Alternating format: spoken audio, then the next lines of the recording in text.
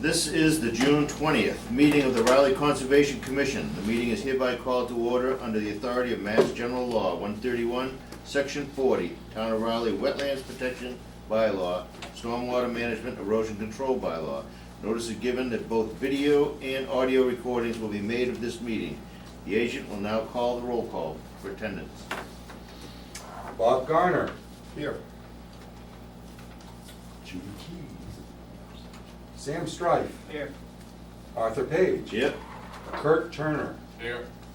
Howard Vogel. Absent. We have a quorum present, Mr. Chairman. All right, the first item is on administrative will be payroll and or vendor bills. And it just so happens I've got both. If I may request authorization of the payroll. Certainly.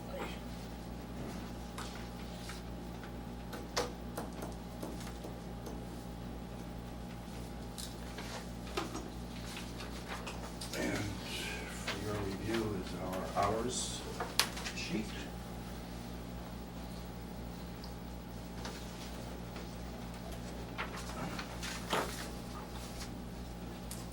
Thank you.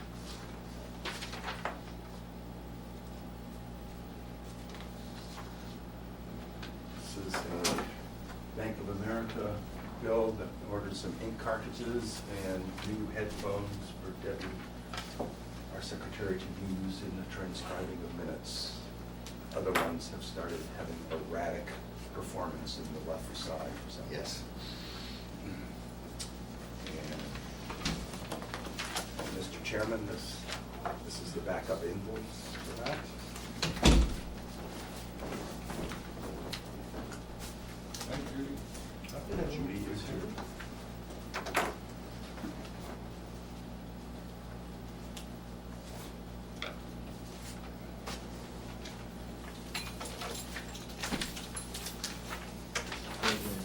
Good.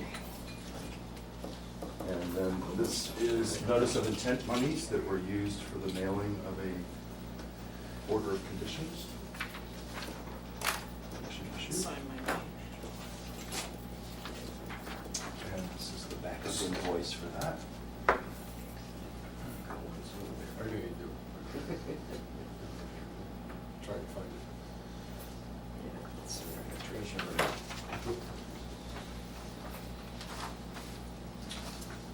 And this is a request for the reimbursement of the monthly cell phone allowance.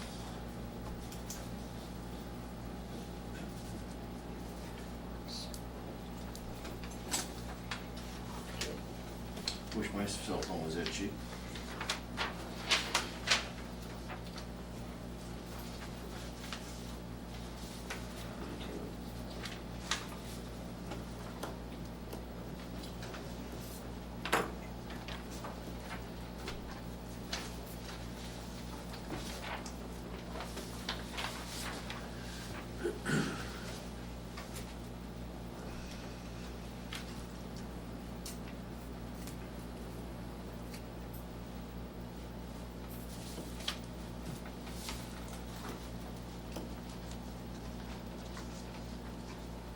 I made an oops at the last meeting.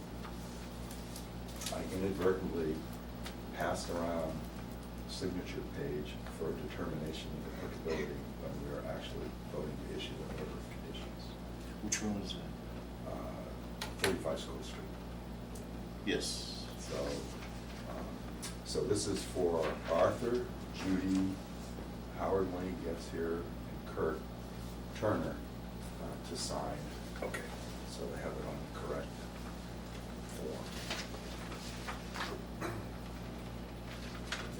That's just that's the mistake, that's the error page. Yep, okay. So The you front, want the front top, page okay. is, yeah. I see, you put them together. I put them together. Judy. Make mistakes once in a while, paperwork shuffle. First That- in 15 years, Prince. I'm sorry, I was gonna say, I think it's the first in 13 years, so yeah, I'm not doing too bad. Not for me. How'd we even discover it?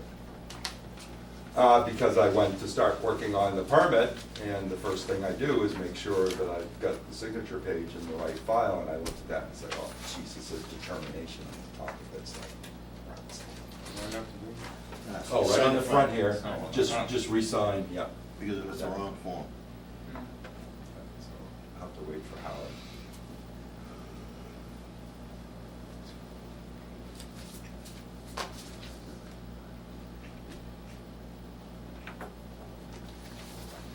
Thank you, sorry. So we can turn to minutes now. All right. So choose.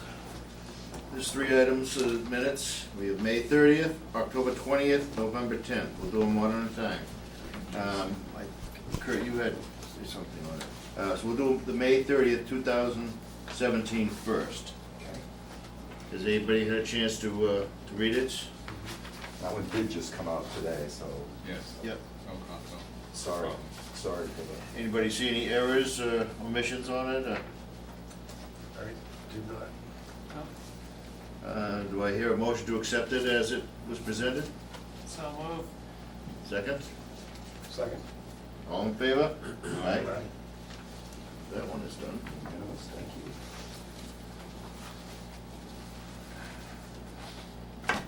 The next will be the October 20th, 2015. Everybody have a chance to read that? Was there any errors noted or Well, questions? I need to make a, give me just a second here. Kurt emailed us Yes, sir. in regards to, on the 4th page, gift of land, Batchelder Brook Coughlin. He suggested that we say at the headwaters, so that correction has been made. Yes. Instead of just land off of Yep. Newburyport Turnpike, since The headwaters, that yeah. helps focus it in its location a little better. Do I hear a motion to accept that as it was presented So moved. with Kurt's thing? Second. All in favor? Aye. It's approved, thank you.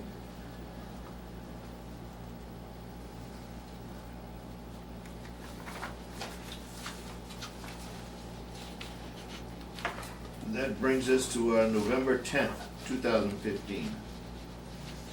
Did everyone have a chance to look at that?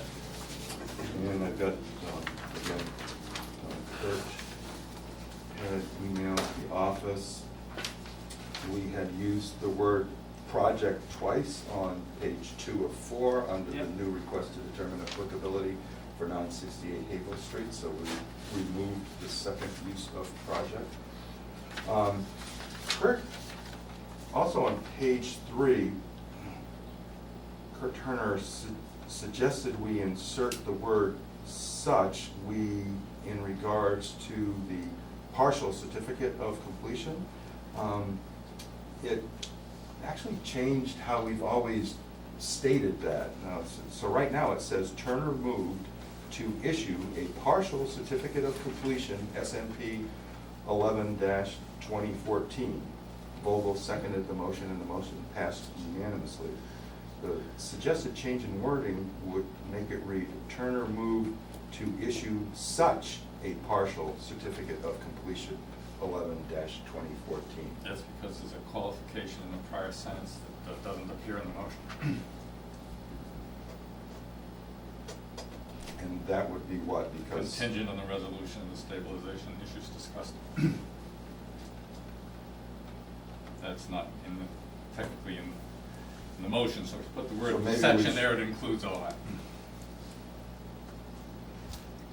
I have no problem with inserting Okay, it. no, okay, now I understand Yeah. that. We didn't understand the context for that, so, yeah, I'll be happy to make that edit.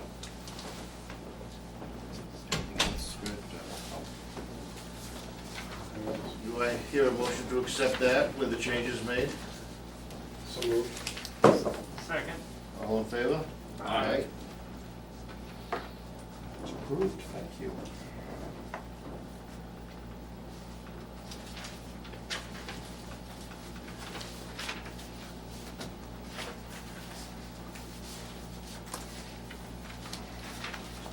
That brings us to the presentation of the Mahaffey Farm project. Just gonna hand out a corrected version of what the summary I think Brent sent around on the Open Space Committee. Pointed No, I out. didn't see it. Oh, okay, well, there you go. So I want to start by giving you an update of where we are with funding for the Mahaffey Farm Conservation Restriction. Everybody here is familiar with that project, right? Very, So I don't need to yep. go through the whole spiel. So the poster behind you is where we're going to end up at the end of the day, with a conservation restriction on 28.8 acres, a public trail of some configuration that we're still working out that will connect with a trail at Willowdale State Forest, parking that Greenbelt will put in. This hash marked area is about 2¼ acres, which will remain unrestricted. That's the homestead area, most heavily used part of the property. You can see where the farm, active farm area is, and forestry. This area will allow continued timber harvesting for their own, primarily personal use, for the time being. So we recently received a grant for $50,000, which brings our private fundraising to $100,000, which was great. So combined with the town's authorization to spend $100,000, we're at $200,000 of the $450,000 project cost. We just received board authorization to add in another $50,000 of our own funding. We have a revolving fund source that we can tap into in times of need, and we're getting down to the point where there's a time of need on this project. So that would bring the total to $250,000, leaving us a $200,000 funding gap at this point in time. Greenbelt is planning to apply for a state grant that only land trusts can qualify for. It's called the Conservation Partnership Grant. That grant round just opened up along with a land grant that we worked with the town to apply for last year. Conservation Partnership has a maximum award of $85,000. If we're awarded that, it'll reduce our funding gap to $115,000. Our plan B, our plan B, if we're not awarded any additional grants, is for the Mahaffeys themselves to effectively help acquire their inheritance from the other side of the family. So let me step back and just give you a visual of what the property looks like right now.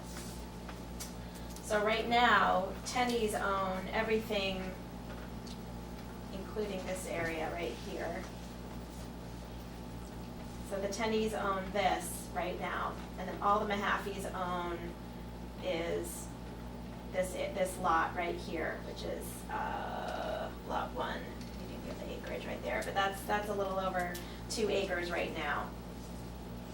Greenbelt proposals for Greenbelt and the town to acquire a conservation restriction from the Tenneys on everything except for this little area right here for the $450,000, and that which will obligate the Tenneys to then give the restricted land to the Mahaffeys, and that's the Mahaffeys' portion of their inheritance. The Mahaffeys will then immediately record an amendment that adds in this piece right here so that the final configuration will look like that. So at the end, the Mahaffeys will own everything restricted, except for this portion right here, which remains unrestricted, which is that piece up there. So that's what's going to happen at the end of the day. The other news is that we've extended the purchase and sale agreement with the Tenneys through the end of the year, so we have additional time to do fundraising. Why is there a Originally- July 17th deadline? The July 17th deadline is for application to the state grant. Okay, now, So there are two. that's a deadline for the application for this particular one? Yes, Yep. for the Conservation Partnership Grant, that deadline is July 17th. The only thing that we need from the town is a letter of commitment stating the intent to go hold the conservation restriction with Greenbelt. And last night, the selectmen authorized Debbie to work with me on that letter, so that's great. But we have to rewrite the proposal, is that? Oh, the conservation partnership is what we're submitting Okay. for Greenbelt, because only land trusts are eligible for the conservation partnership grant. There are 2 state grants. The land grant, only municipalities can qualify for, and that's what we applied for last year. And almost made the cut, but not quite. But we're invited to resubmit. Now, for the conservation partnership grant and for the land grant, we need to update the appraisal because that's over a year old now and won't be accepted by the state. So as we are updating it for the conservation partnership grant, we thought we would offer the town the opportunity to resubmit the land because we can use the same appraisal that we're paying for anyway. Okay. So I brought the request to the selectmen last night to see if they would be willing to consider reapplying for the land grant, and they were unwilling to do that, and the reason is because of the wording in the town meeting vote. The town meeting vote, the wording is to appropriate $450,000 from CPA undesignated funds, which obligated them to set aside that entire amount, even though the intention is for $350,000 to come from other sources and only a net of $100 to come from the town CPA funds. So in hindsight, that should have been worded differently. So I'm looking into whether or not it's possible to amend this town vote. I didn't know this at the time of the meeting last night, so you were the first to hear about this. But looking into the possibility of amending the town vote, it would be an administrative amendment that would just clarify that only $100,000 is coming from the CPA and $350,000 can come from another funding source, which would mean that the town would not have to set aside $450,000 because that money's, as of Springtown meeting, $350,000 was reallocated for other needed projects. I think an acquisition that the town did, which sounds like a great project. So our intention all along was never for the town to have to set aside that full $450,000. It was just for the 100. So I'm going to bring this to Debbie's attention and see if there's time to bring this back to the Board of Selectmen and see if they'd be willing to consider an amendment. What do you need us?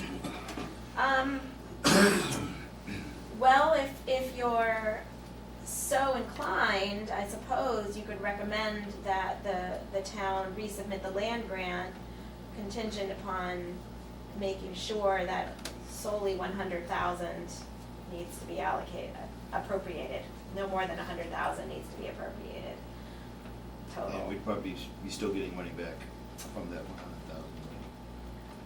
If the land grant is awarded, it's the same reimbursement rate as last year, so it would mean the net, if the land grant is awarded, then the town would only be spending $89,000 out of CPA versus 100, because the reimbursement is would be $261,000. So that's that third column.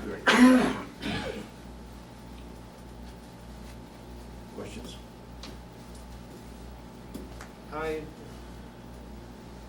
Something in there that makes me think that the reason for the wording of the original town article that was passed was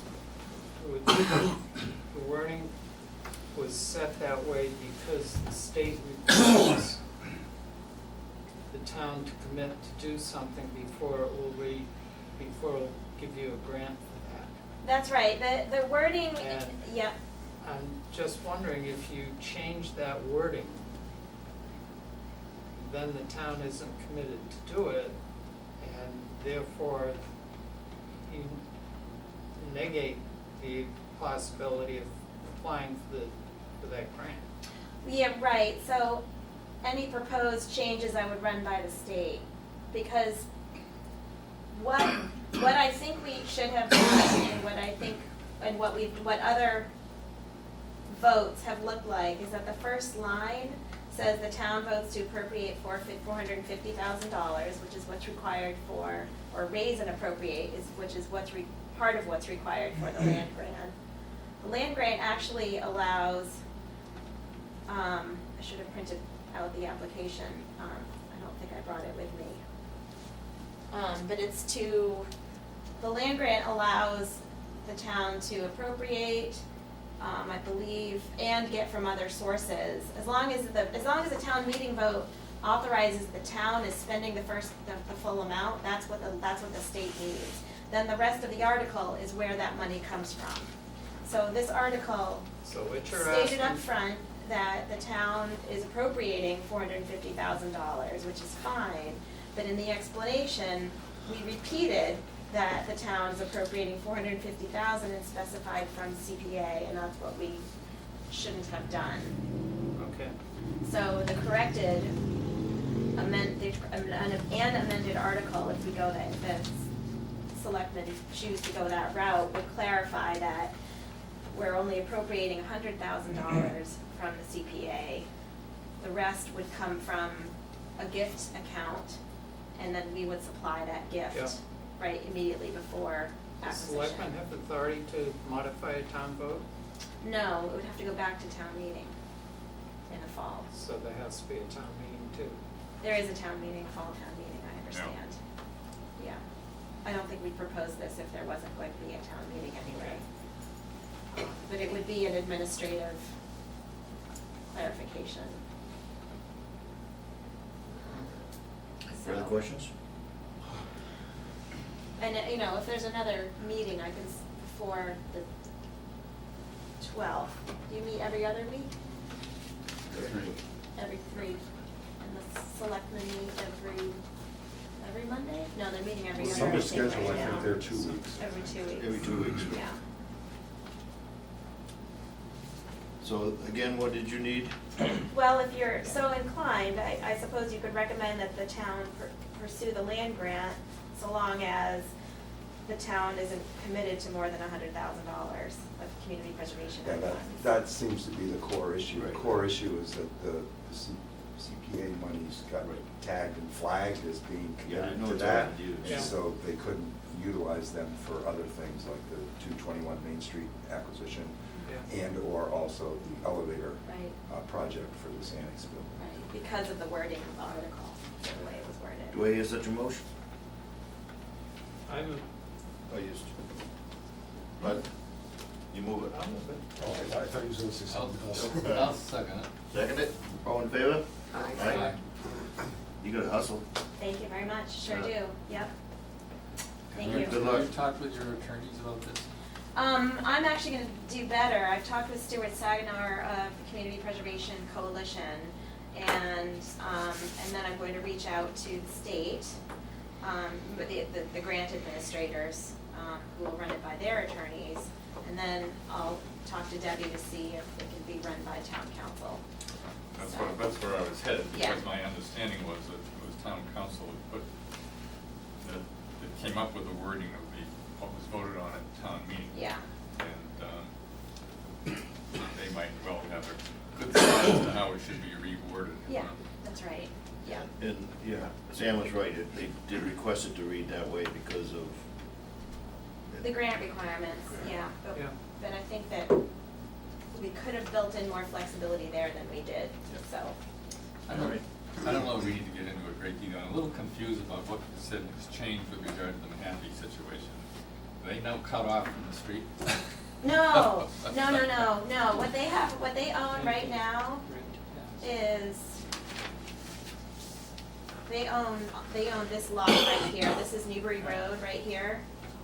So Right. they own this lot right here. I thought you said it was gonna be cut off and this It'll is a- be Well, added no, into the restriction. restriction. There's but a they'll still restriction own it. on there. Right. Yeah, That's it'll the just mean they restriction. can't build our major road in here, Okay. they can still have their driveway and use it for all, and It was an improve it attempt to any to extent keep necessary. that, to keep that from being turned into a small island development. Yeah, Yeah, right.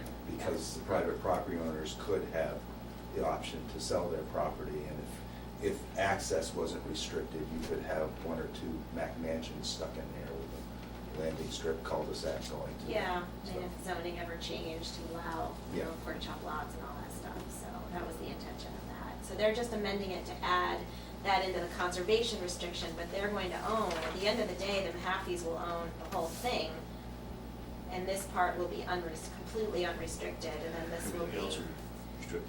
yeah, restricted, just meaning they can still have access here, they can improve the driveway as necessary for safety purposes, but nobody can ever build a subdivision road through there.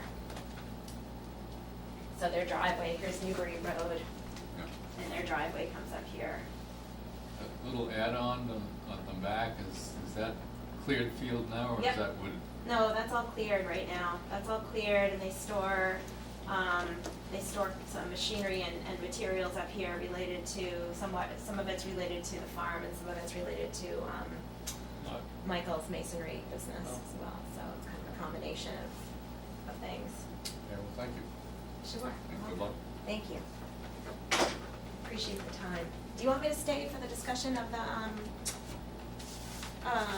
Dodge Reservation conservation restriction? I'm happy to. It's up to you. That's kind of ongoing, we're kind of getting into our advertising application, so I defer to the board. That the review of the restriction is going to be ongoing, and this was solely to just because the commission had not seen this for a while, and we had to modify it to fit the state's new designated template for it. This was really just to reintroduce it to the commission, so we could certainly talk about it later, and then I could communicate Yeah. any concerns or issues that develop. It is presently being reviewed by town council, and plus, we are also going to have a dialogue with the YMCA camp folks, since they're going to be covered by the restriction also, just to make sure the language we have in there will be amenable to their, hopefully, future needs. And I would offer to be present when you speak with the YMCA folks in the event they have questions, and then I can be there to hear what possible changes we need to make too. I've got one more question for Vanessa. I assume you're gonna have to go before the CPA again? Community Preservation Committee? Probably.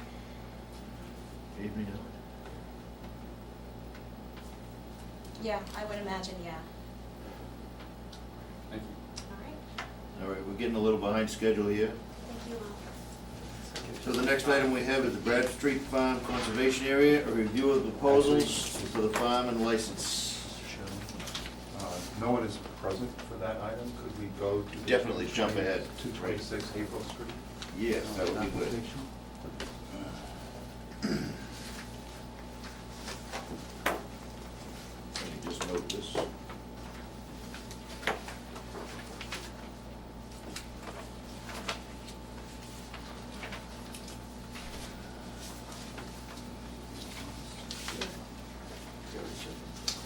We have a legal notice, Raleigh Conservation Commission, in accordance with the Wetlands Protection Act, Mass General Law 131, Section 40, as amended by the Town of Raleigh Wetlands Protection Bylaw.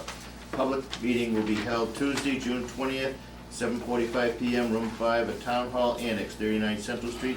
To consider the request for determination of applicability for the application filed by Alfredo Emerald for the proposed soil evaluation for subsurface sewage disposal system design and installation possibly within 100 foot of the buffer zone bordering vegetated wetlands at 226 Havel Street, map 14, parcel lot 2 in Rowley.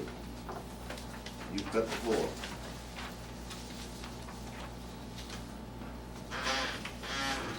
Mr. Boyle, if you would Would you like me to introduce yourself and. It's in a house that was built in the sixties, where the system was about the same time, Yep. and it's in total failure. The baffles are gone from the tank. The system is Orangeburg pipe filled with roots. So the system is in total failure. And what we'd like to do is put a new system in its place, remove what's there. The soils look good. And it's probably the only place on the lot where it makes sense to put one. And this is exactly where the old system was? Excuse me, nothing. This is where the old system was? Correct. Where on Haverhill Street is this? Is this sort of opposite Troy there? Right near Concord. Right near what? Right near, It's actually adjacent to Meadow Lane, I believe it is. Is that, Yeah. It's a street. that comes Yes. in. so it's halfway between Route 1 and 133? right, no, Or Route 1A? Route 1A, I went On the left, correct? No, it's on 133. This is Haverhill, No, Haverhill, not. Haverhill Street. And it's halfway between 1 and 1A. Right, on the left going east, The, on the right, right? oh, going east, yeah, Yes, you're on the left. coming from the other side of town. Okay. So I can provide you, acquaint you a little bit All right, we got with the site. So first off, we've got 3 images. This is showing the area. You can see my car parked over on Meadow Lane in the background because there's a little access, or their property does not go over and make the actual corner where that roadway comes in. Right. Let's see if I get this to fit here. Yeah, map shows So this is an image looking with Haverhill Street to the rear, and you're looking down towards the property, and it's shifting all by itself. I don't know why it's doing that. Basically just showing that the land slopes down towards the back. Let's see if I can get back to where I wanted to be.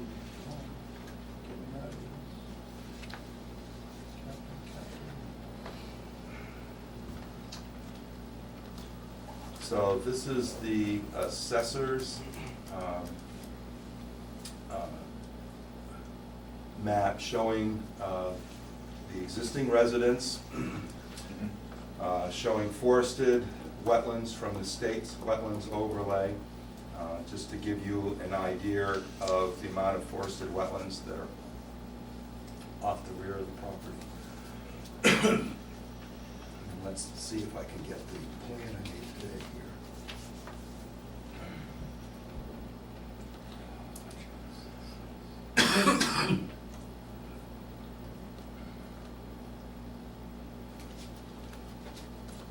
While he's looking, do you know who owns the land behind that lot? 14-3-3 lot? The town, Town? Okay. as part of that Meadow Lane subdivision. Okay. That's on my list of things to research as to whether that was supposed to become open space or not. But that's not for this discussion. Right. So this discussion focuses on, basically, the green line is the edge of the woods. So there's a rectangular portion, which is where development activity has occurred, where the existing residence is located. Then the driveway comes down with a enlarged turnaround area. And the old system is located over here off the rear corner of the western, I guess that's the western side of the house. And so the idea is that Mr. Boyle needs to do 2 things.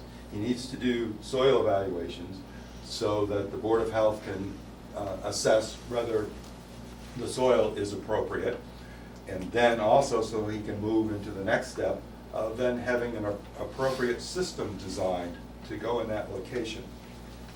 The proposal for the commission's consideration, now normally we would do this in a 2-step permitting process. We would normally do a determination of applicability for the soil evaluations so that they could assess the site.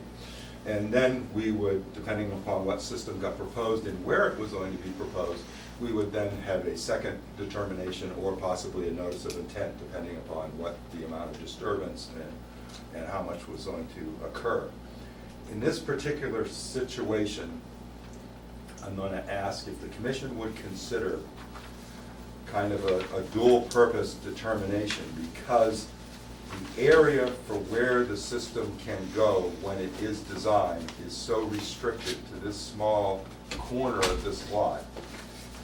And basically, the stipulations or conditions that we would put in place would be pretty uniform for the soil evaluations and then transitioning to the actual installation of the system. It would be focused on erosion control, having a spill containment kit there. So my suggestion, if the commission would consider it, is to allow the issuance of a single determination that would then have a stipulation in there that would require the submittal of their Board of Health approved septic system installation, and that then would have a return visit where I would confer with Mr. Boyle and we would make sure that the proposed erosion control, if it needed to be adjusted, would be adjusted to accommodate whatever the positioning of the system would be.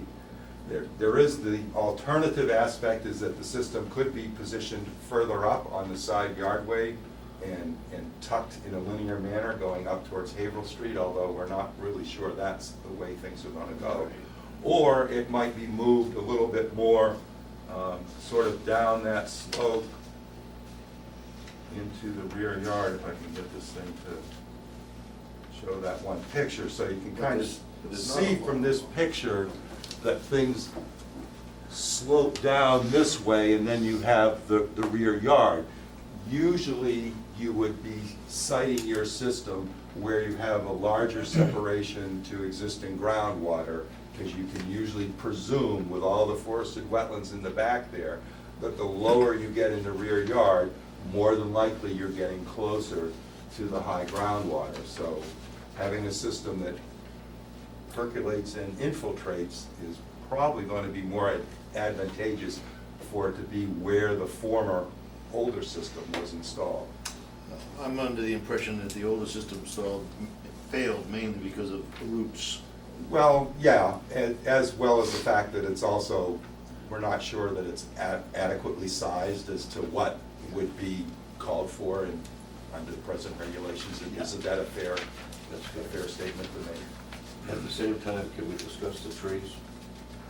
Can the trees come out of there as well?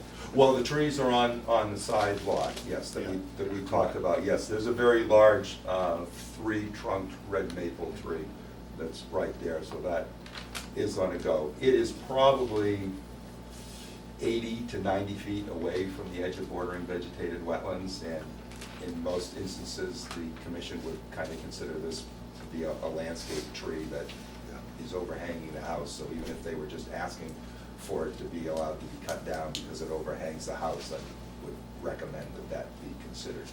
But it's probably the tree who has most of its root systems in their field feeding. Anybody have any questions? Yeah, Go ahead, Sam. when I look at this, there's this whole section over here, which I believe is tree. It's all woods, yes, that's why I prepared And, this modified. yeah. Now, And there's Are a you stream s- over here too. I thought that little tiny The blue little line. blue line is a I can stream. barely see was the stream, yeah. My question was, is there any chance it could go over there? Into the woods by the stream? And what I'm looking at is more in this area. Well, they'd have to take out their driveway and then design a system that could withstand having a driveway on top of it.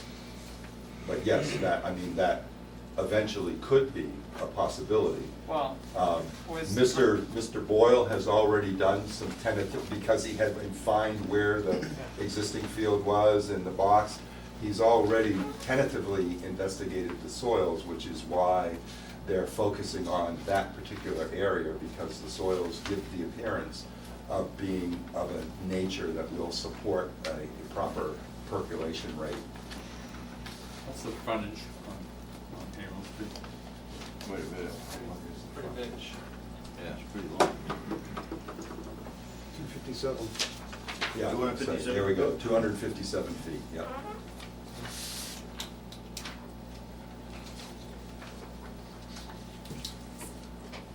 So did that answer your question, Sam?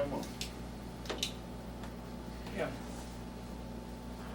So what we'd be doing is giving a motion to, plus the fact that it's a Yeah. failed system, so you want it done as soon as possible. And this, and again, this would be contingent on the supposition Right. that we're talking about the previously developed area of the property being where this goes in. If it turns out that some of the woods potentially has to be cut down or something, that would kick it out of being covered under this determination, because that's a whole then level of clearing and earth disturbance that is not Right, anticipated. then you would have to come back. Yeah. So, Same footprint. Yeah, Basically. yeah, Okay. same. Yeah, we're hoping for the same footprint, or again, at least over in that side to rear yard in reference to structure. So again, within previously developed and maintained yard is where this permit is going to focus on. And it is a small yard. Right. So, how would we propose this motion? How do you propose it? Motion to, A motion to issue a determination that has the conditions modified as discussed to take into account a possible installation of a Board of Health approved septic field within the previously disturbed and altered maintained yard area with a return visit for inspection of the erosion control to make sure that it's adequate for whatever that proposed digging is. do I hear such a motion? He's getting hoarse and he So goes. moved. Second? Second. All in favor? Aye. And he will be allowed to take down the Tree. rotten. Well, it's not. It's not rotten. That's a problem. It's in his terms, Very rotten. healthy. Yeah. Yeah, it's just, its roots went where they shouldn't have gone. Yeah. Willows have a good habit of that. Yeah, but this is a red maple. Yeah, I know. So, It just takes longer. okay, Mr. Boyle, You're good. you're set. I'll be sending you the permit after I get it written. Thank you very much. You're welcome. We're good? We're good. You're good. We're good. All set. Good. Yeah.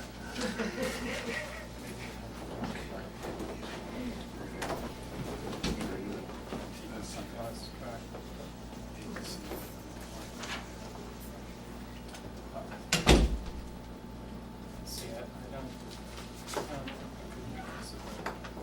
that's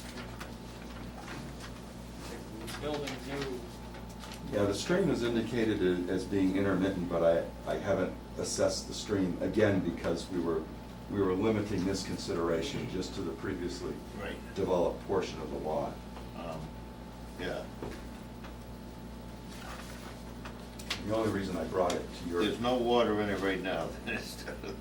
Well, no, there actually might be water in it. Again, like I said, I didn't actually assess that. I checked out the wetlands to see, again, on that side of their property, where the nearest extent of the bordering vegetated wetlands was, and determined that it was approximately 50 to 60 feet from where that system is located, the old system's located. All right, we're still running a little bit. Yep, just a second here.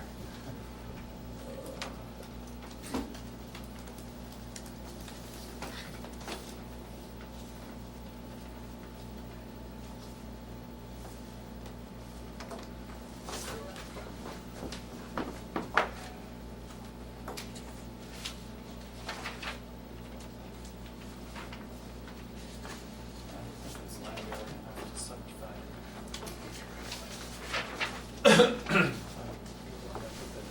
All right, this is a legal notice from the Raleigh Conservation Commission in accordance with the Wetlands Protection Act, Mass General Law 131, Section 40, as amended by the Town of Raleigh Wetlands Protection Bylaw. A public meeting will be held on Tuesday, June 20th, 2017, 8 p.m., Room 5, Town Hall Annex, 39 Central Street, to consider a request for determination of applicability for the application filed by Michael Pimentel for the proposed regrading, expansion of an existing parking and material storage area, possibly within 100 feet of the bordering zone of bordering vegetated wetlands at 453 Newburyport Turnpike, map 23, parcel lot 32.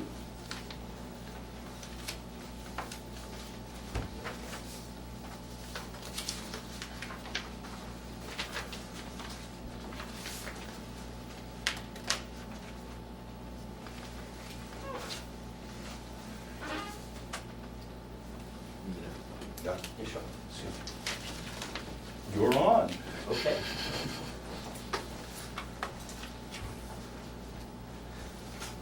Introduce yourself. Oh, and- I'm sorry, Yeah. Michael Pimentel. Nice to meet you, Michael. Nice to meet you. Michael. Meet you, Mike. Good to meet you. Good to meet you. Meet you.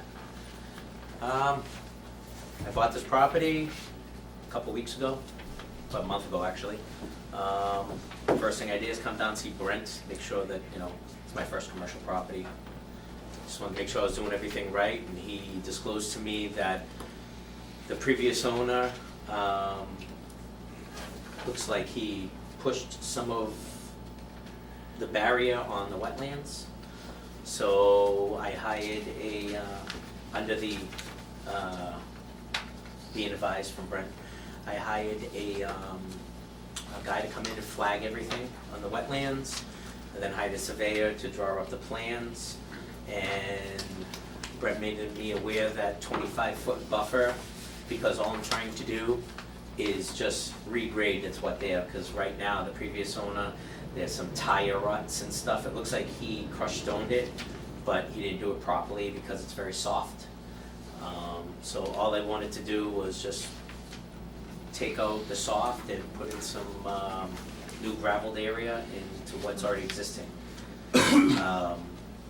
I staked out everything on a 25-foot no cut, no disturbance zone. Measuring from the flag, Brent came out to verify it and see what exactly I staked there, measuring from all the wetland flags. And I have no problem with the no disturb within that zone. I actually, what I proposed to Brent was to put up a fence on that side, so that, I don't have any accidents, should I say, moving forward, to make sure that I don't infract it. And what I propose to do here is, I own a steel erection company, so all my work transpires on job sites, so all I really propose is to park my work trucks here. They leave early, 5, 6 in the morning, and they don't come back till 4, 5 o'clock at night, and just park and move on. So the context here, just to fill in a little bit here.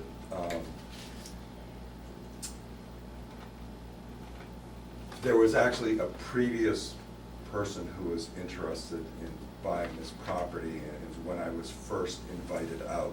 And my experience was, and you're gonna have to just bear with me because we concentrated on where Mr. Pimentel's proposal was going to be and the area that had appeared to be impacted. In 2004, I believe it was a woodworking firm, and they needed to, prior to the sale of the property, they had to put in a Title V compliant sewage disposal system, which ended up being a mounted system. The Newburyport Turnpike is up here, and so the system was installed, and at that point in time, the commission had received and issued an order of conditions, I believe, for that work, or at least a permit anyway, that showed this area down here was indicated as being wooded. That was 2004. The subsequent owner was a contracting firm that occupied this site, I believe, from 2005 to almost 2016, or whatever. And I believe the principal passed away, and the firm ended up just not being an ongoing concern with them. And when a new interested party on the property came into the office and then invited me to meet them on the site, and they had the wetlands flagged, it became obvious, or it appeared obvious from the plans we had on record from 2004, that some type of clearing activity had occurred over in this area because the edge of forested woodlands had shrunk significantly, and you could also see that it appeared that the ground surface had been impacted by gravel and storage of materials and stuff like that. So my advice to that particular person at the time was to consider filing a determination so we could work out what should be the 25-foot no cut, no disturbance area, and just let that area regrow and not be impacted. There was a lot of man-made artifacts and other things that had to be cleared out. Property was cleared out. Mr. Pimentel became interested in it because of its capacity for having a storage area for his steel fabrications, right? All steel, like trucks and whatnot, yeah. And so when he came into the office, I had the same suggestion for him, that we should consider a determination more or less to just get a present picture of the site, and if he was amenable to establishing a no-cut, no-disturbance area that could either have some type of bounds or something else put in place, he'd be bringing in a bunch of gravel or whatever, which is work that's all going to occur within the regulated 100-foot buffer zone. It's a commercial property, so this would normally be subject to some type of permit. And this gave the opportunity to come in on a relatively not overly detailed and engineered scale, because it is only gravel parking area, but would also give us the opportunity to establish where a fence or a post or whatever could be put into place, and he'd have a storage area, be able to maintain that, and we have an assurance that there would be this sort of buffer strip that would be allowed to revegetate. So, site, so I just want to show you the size and extent.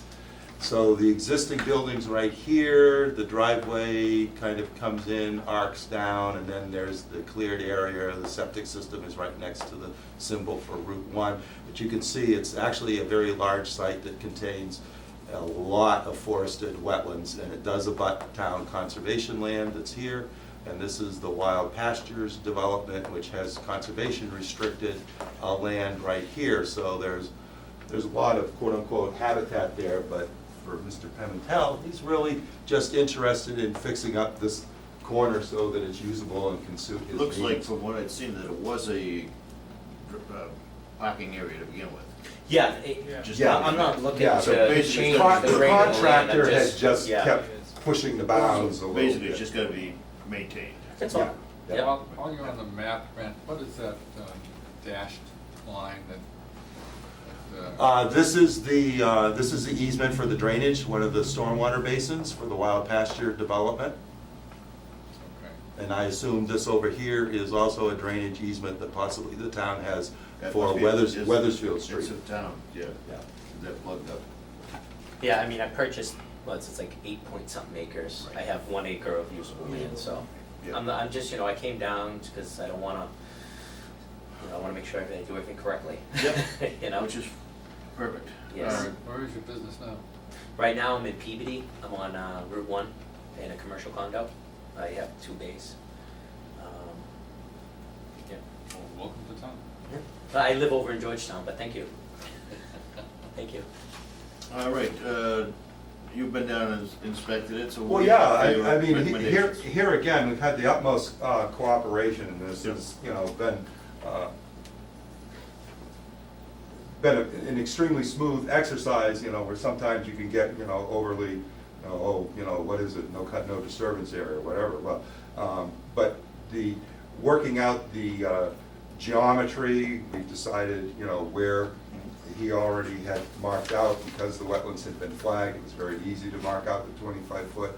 We're doing it a little bit of variable width, once we get, in order to make an adequate transition for where the pre-existing drive comes in, we figured out where to make basically a nice tapered interception into the existing woods. Now, the forested wetlands does come in relatively close there, but again, the idea is he needs to have a usable site, and there's no sense us putting some kind of bound or fence that sticks out that's going to get taken off when they try to do snow plowing. Well, Keep his access hauling road open. the steel on the steel trucks is. Yeah, I don't haul too much steel. I mean, I put up the building, so I'm like Well, a sub of a sub. Yeah. So Oh, like, okay. I'm sure you guys maybe know of in town Capone Iron. Yep, It's yep, one of my good customers. right, They haul the They steel, haul it. I just show up and I put it together. Kinda like an artisan. yeah. But anyway, Okay, so the whole process has been very amenable. And for what little bit that things narrow down over here, actually the putting of some posts and stuff over here actually broadens this out quite a bit. Again, because there's no sense trying to do unworkable geometry when you're trying to maintain a storage yard, so. So in terms of the overall site, you know, I approach this as just getting things on paper, getting it documented, and then putting either bounds, markers, or fences in place so that then going forward, it'd be no fuss later on. And we submitted that to the state, right? Yeah, yeah, this Yeah, got submitted the copied. plan. But again, because there's no filling and no conversion of bordering vegetated wetlands to something else, they're gonna pretty much say, okay, you guys, you Yeah. know, handle this. And But we did that just to document it, so in Yeah. the future, it's no problem. Any questions? So what kind of fence? I was gonna do chain link, just because I was actually, when I put the chain link up there, I was actually, I mean, I don't know what I'm gonna be dealt with, but I was thinking about having a little chain linked in area where the trucks go in, just to prevent thievery and whatever else might unfortunately occur. And on the other side, where we just talked about posts, I made the suggestion of maybe 6x6 posts. So the recommendation to the commission here is that this be a negative determination of applicability, option number 3, with conditions that do include the establishment of erosion control for when the gravel is brought in, because you can see from the contours, everything does slope this way. So he's going to establish the fence first, and then we can use something like filter sock or something against the existing fence line as the erosion control while he's bringing the gravel into. And I would leave that in place there, Yeah. no problem. Do I hear such a motion? Second? Second. All in favor? Aye. Aye. All set? You got it. You have to have deer wandering around your lot. Yeah. I got them in my yard now, so it's no big deal. But, okay, I'm all set. Yes. We still have a tree stand down cellar, so. Come on down, I got 7 acres you can use. Thank you very much. Yep. Have a good night, guys. Thank you.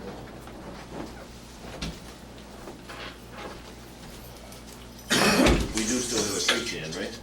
We do. I told him where to pick it up, but he never came.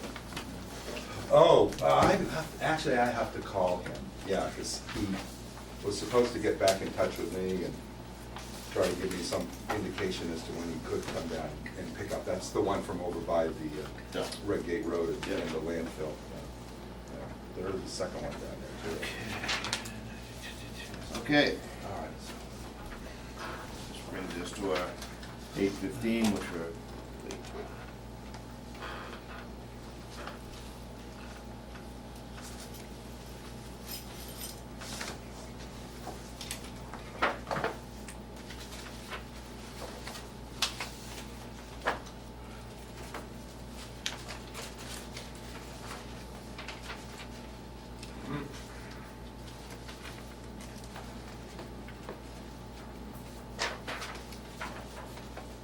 All right, this is a legal notice, Raleigh Conservation Commission, in accordance with the Wetland Protection Act, Mass General Law 131, Section 40, as amended, the Town of Raleigh Wetlands Protection Bylaw. A public hearing will be held on Tuesday, June 20th, 2017, at 8:15, Room 5, Town Hall Annex, 39 Central Street, to consider a notice of intent, application filed by William Herrick, Lucia Herrick Realty Trust, for proposed upgrade of an existing bridge after the fact, possibly within 200 foot of a riverfront area on the Mill River bank, 100-foot buffer zone of bordering vegetated wetland, bordering land subject to flooding at 548 Weathersfield Street, map 11, parcel lot 4.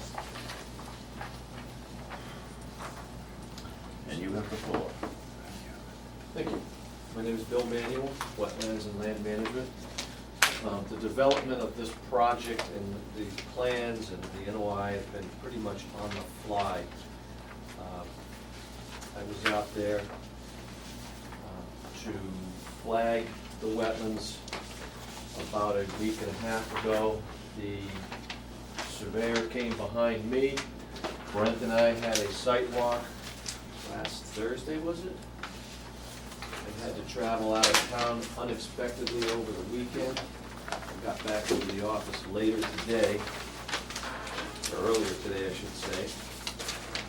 Got the plans up on the Yeah. screen too. And so, let me just, you may be seeing this for the first time if you didn't get any emails, so, this is an after-the-fact filing for a bridge that has historically always been there. It is a farm access road from Weathersfield Street up to a field up and back that's been historically hayed. And as I said, the bridge has been there for decades or longer. Periodically, it gets washed out, and that occurred circa 2016 or so, and the bridge was repaired. Typically, the bridge is supported by, there are 2 stone abutments on either side of the river, and typically they use 8x8 oak posts or oak beams to span the river, and then planking would go across the top of the oak beams. This particular repair used I-beams and then some planking on top of the I-beams, so it raised the level of the bridge up slightly higher than what normally had occurred. And to compensate for the change in elevation, the owners installed some new gravel on both sides of the bridge to bring the level of the road up, and so they could meet the bridge planks. And so this work occurs in an area that's mapped as bordering land subject to flooding. And obviously there's riverfront associated with the Mill River.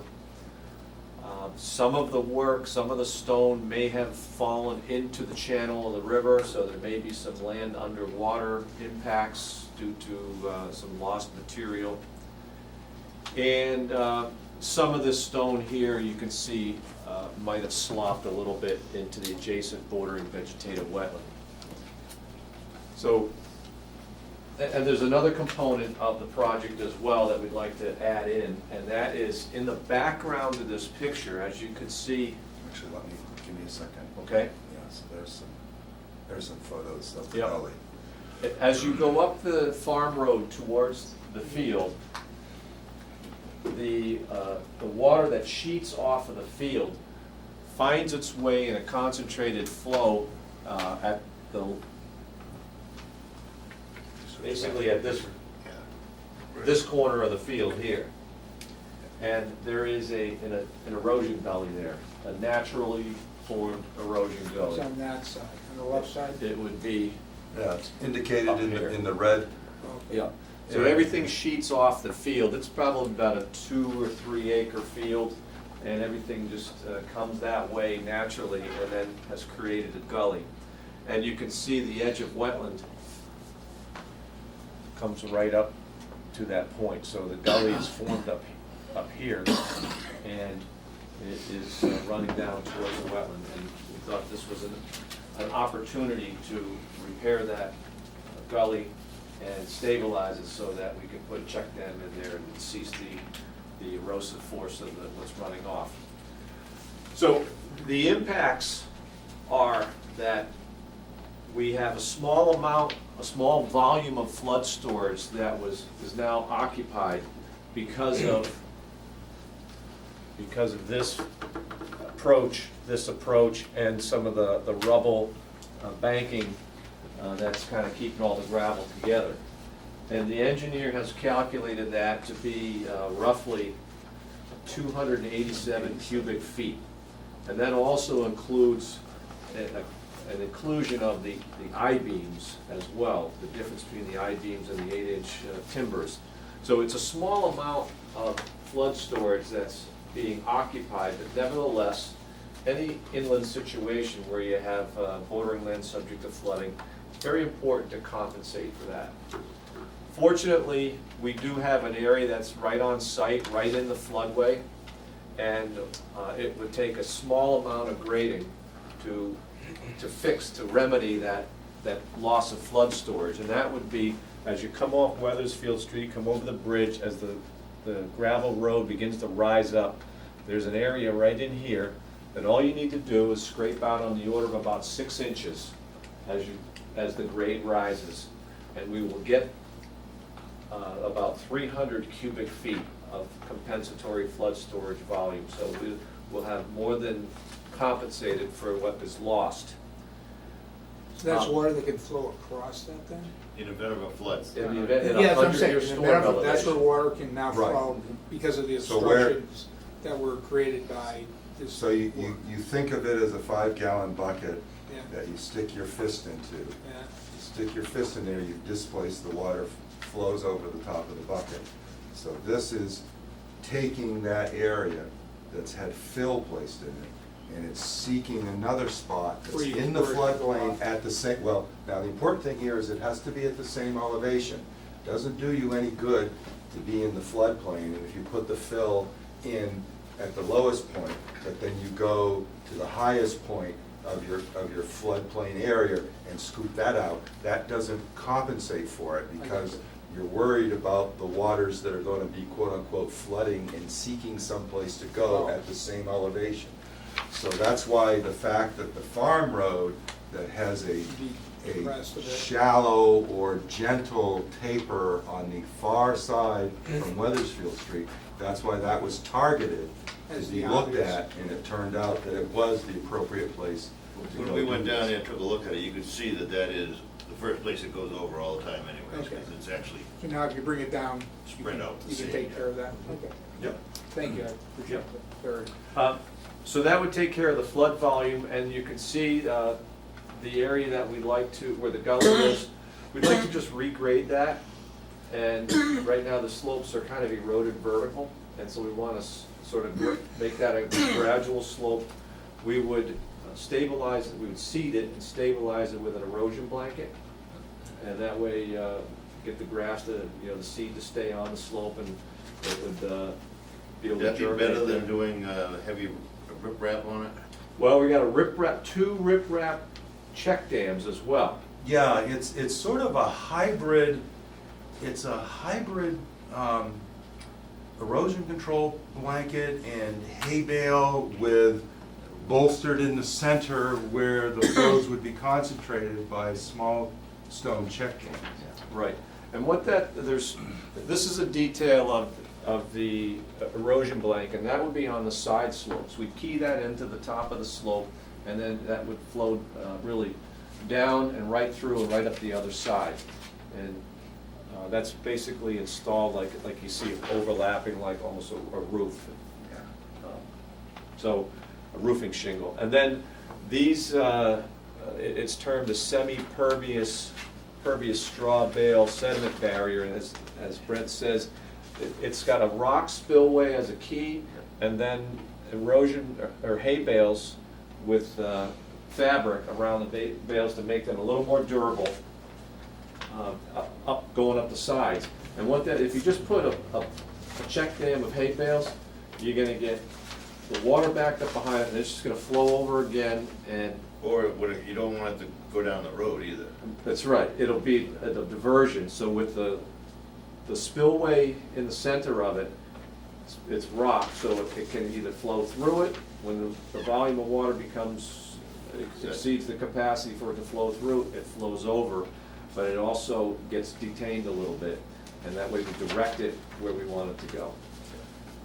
The detail here may be a little disingenuous, it almost makes it look like it's the sluiceway to the Hoover Dam in terms of the size, but it's Yep. really only 8 to 10 feet probably in the size, and so this is going to be a relatively gentle taper. So the actual depiction of probably a pair of hay bales end to end on either side with a single hay bale gap in the center where the stone is, that's probably the most accurate scale to what is actually being Yep. proposed here. So, it's after the fact, I mean, the bridge washed out, it was repaired, it washes out periodically, it's repaired periodically. Apparently this time they missed the administrative step of coming to the commission first, and we'd like to rectify that situation. We've applied for an order of conditions to allow this work to occur. We actually do have a DEP file number, and so I'm not sure where you want to take it from here, Brett. Well, I think we really have to continue it because I haven't actually had the plans, I haven't even had the plans for 24 hours technically on that. And so I really think we do need to continue it just so we can have the same review with the understanding that, and this is the opportunity for the commissioners to express any concerns. We've kind of got really the major points, and the appropriate engineering has been applied to this. And so I think the next meeting would be more perfunctory, just to give us a little time period if we do have to communicate back and forth about anything else that needs to be nuanced as. Because you wanna go out and take some pictures anyways, before and after on that.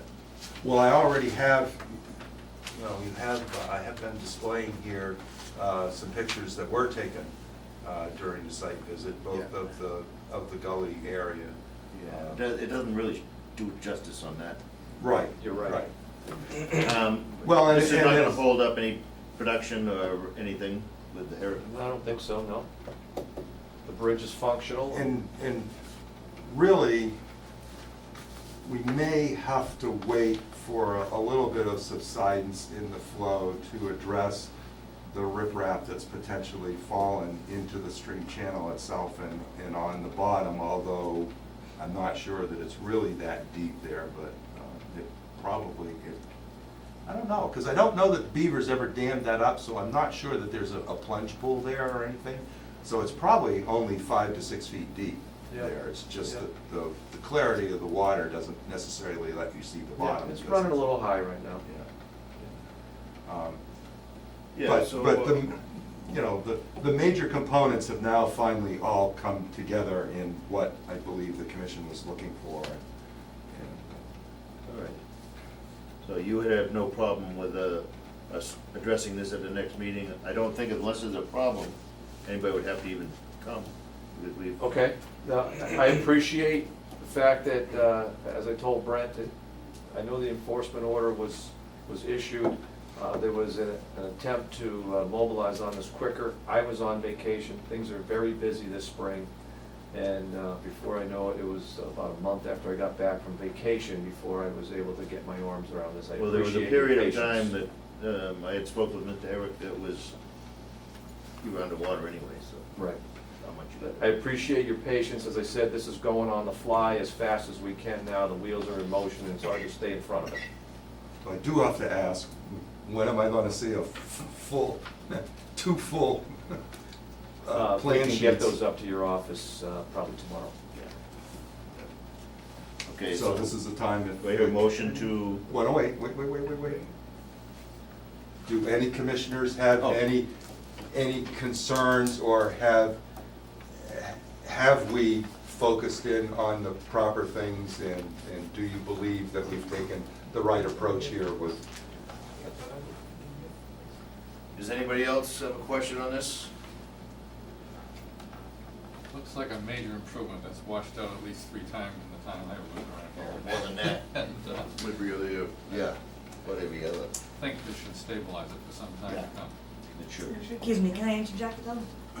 As the person right downriver from this place having so much impact in the wetlands area that when that washes out directly influences everybody downriver.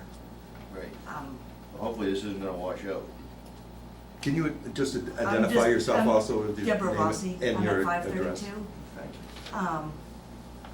Because it's been underwater a long time, and it will be underwater numerous times every year. I think it always. So is. whatever gets put there, it needs, preferably to Well, be we're making EPA sure that the approved water and- can flow down river. I guess you'd probably rather have it build it up so it doesn't. It Well, has flooded me out the- many, many times, and This particular installation has been anchored. has this been to- approved by anybody, or is this just? Well, that's what we're working put on in? right now. Okay, after the fact.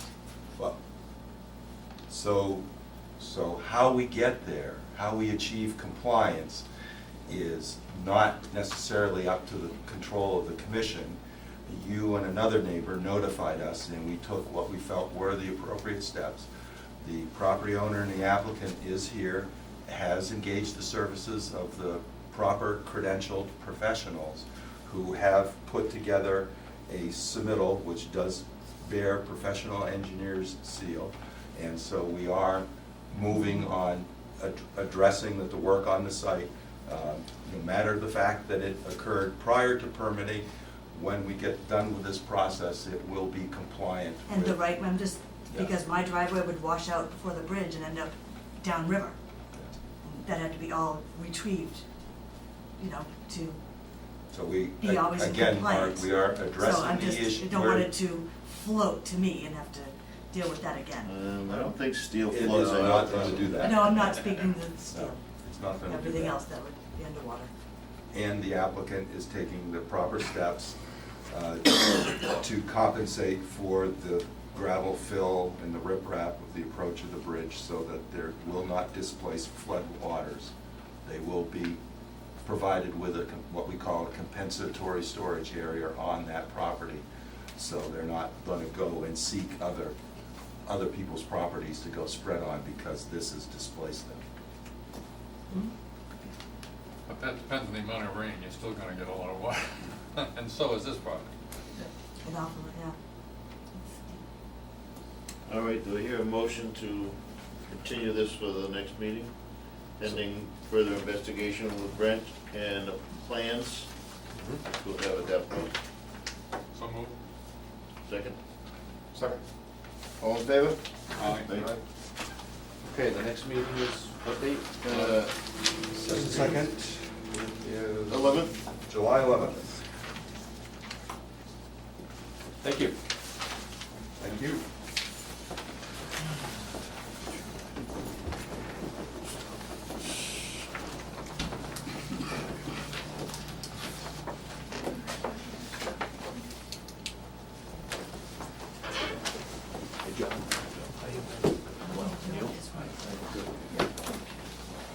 Thank you.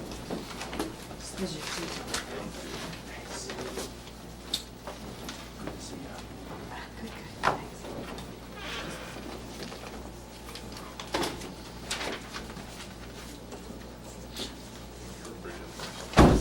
Yeah, it's just what I was thinking.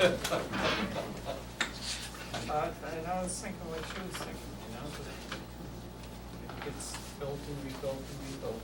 It's gonna wash away this thing.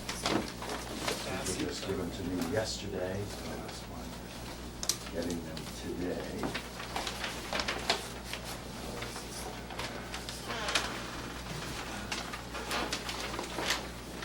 Really wasn't too much of a revision to this particular plan sheet, except for the fact that there was the discovery of a site that had a beaver dam and a lodge that weren't currently being occupied, but were down pretty close to the Raleigh Country Club side property. Give me a second to shift gears on the computer here a bit.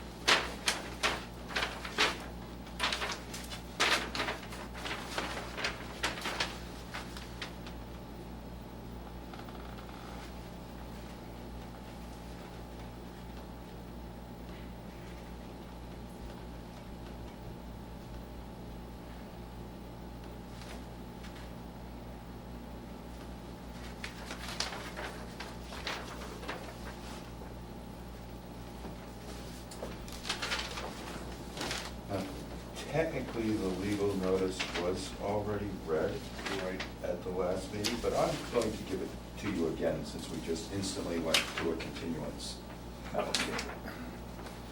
This is a legal notice, the Raleigh Conservation Commission in accordance with the Wetland Protection Act, Mass General Law 131, Section 40, as amended by the Town of Raleigh Wetlands Protection Bylaw. A public meeting will be held on Tuesday, May 30th, 2017, at 8:15, Room 5, Town Hall Annex, at 39 Central Street, to consider a request for the determination of applicability for the application filed by Bruce Tompkins, Tompkins Jarvis Trust.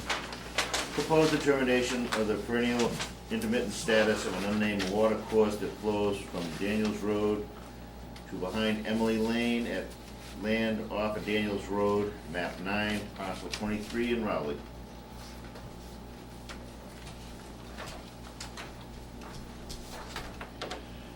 All right, Good evening. My name is John DeCoulis, engineer for the project and representing the Thompson Desjardins Trust. And you can see on the plan here that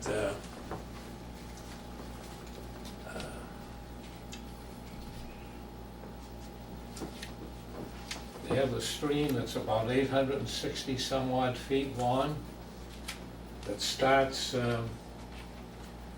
at the outlet of the berm of the pond behind Emily Lane and continues northward to the covered bridge at the Rowley Country Club. And we've prepared this plan to show the stream. And like Brent just mentioned, there's a abandoned beaver lodge that we show here, and some ponding. There's a stone wall that runs almost parallel to the brook, to the stream. And we've submitted photographs showing 5 days of no flow. And our request is that the stream be determined perennial. I'm sorry. No. I'm sorry. Really? You changed your application that quickly? Son of a gun. Intermittent. You could have at least told me you were going to change that. all right. I will usually leave it up to the horse guy here. Well, okay, so within the Wetlands Protection Act and the section of the regulations dealing with riverfront and determination of perennial or intermittent status of a stream, we've been dealing with a couple of things. We'll start with, for whatever reason, there was a decision made in 1996 or 1997 that whatever the USGS, US Geological Service, showed on their topographic maps by their use of either dark blue or light blue stream channels, that dark blue was presumed to be perennial and light blue was presumed to be intermittent. Now, I don't have that much of a history with the Rivers Act and its folding into the Wetlands Protection Act, but my understanding, and probably John can correct me if I'm wrong, is that the US Geological Survey did not necessarily utilize any type of criteria that they, quote unquote, did any ground truthing that allowed them to say that the dark blue channels always meant perennial and that the light blue channels always meant intermittent based on any field work or any Studies. studies of flow or anything like that. So that being said, though, the Department of Environmental Protection and the way they codified the regulations, they use that as an initial screen. And so, What are the laws different between Well, intermittent?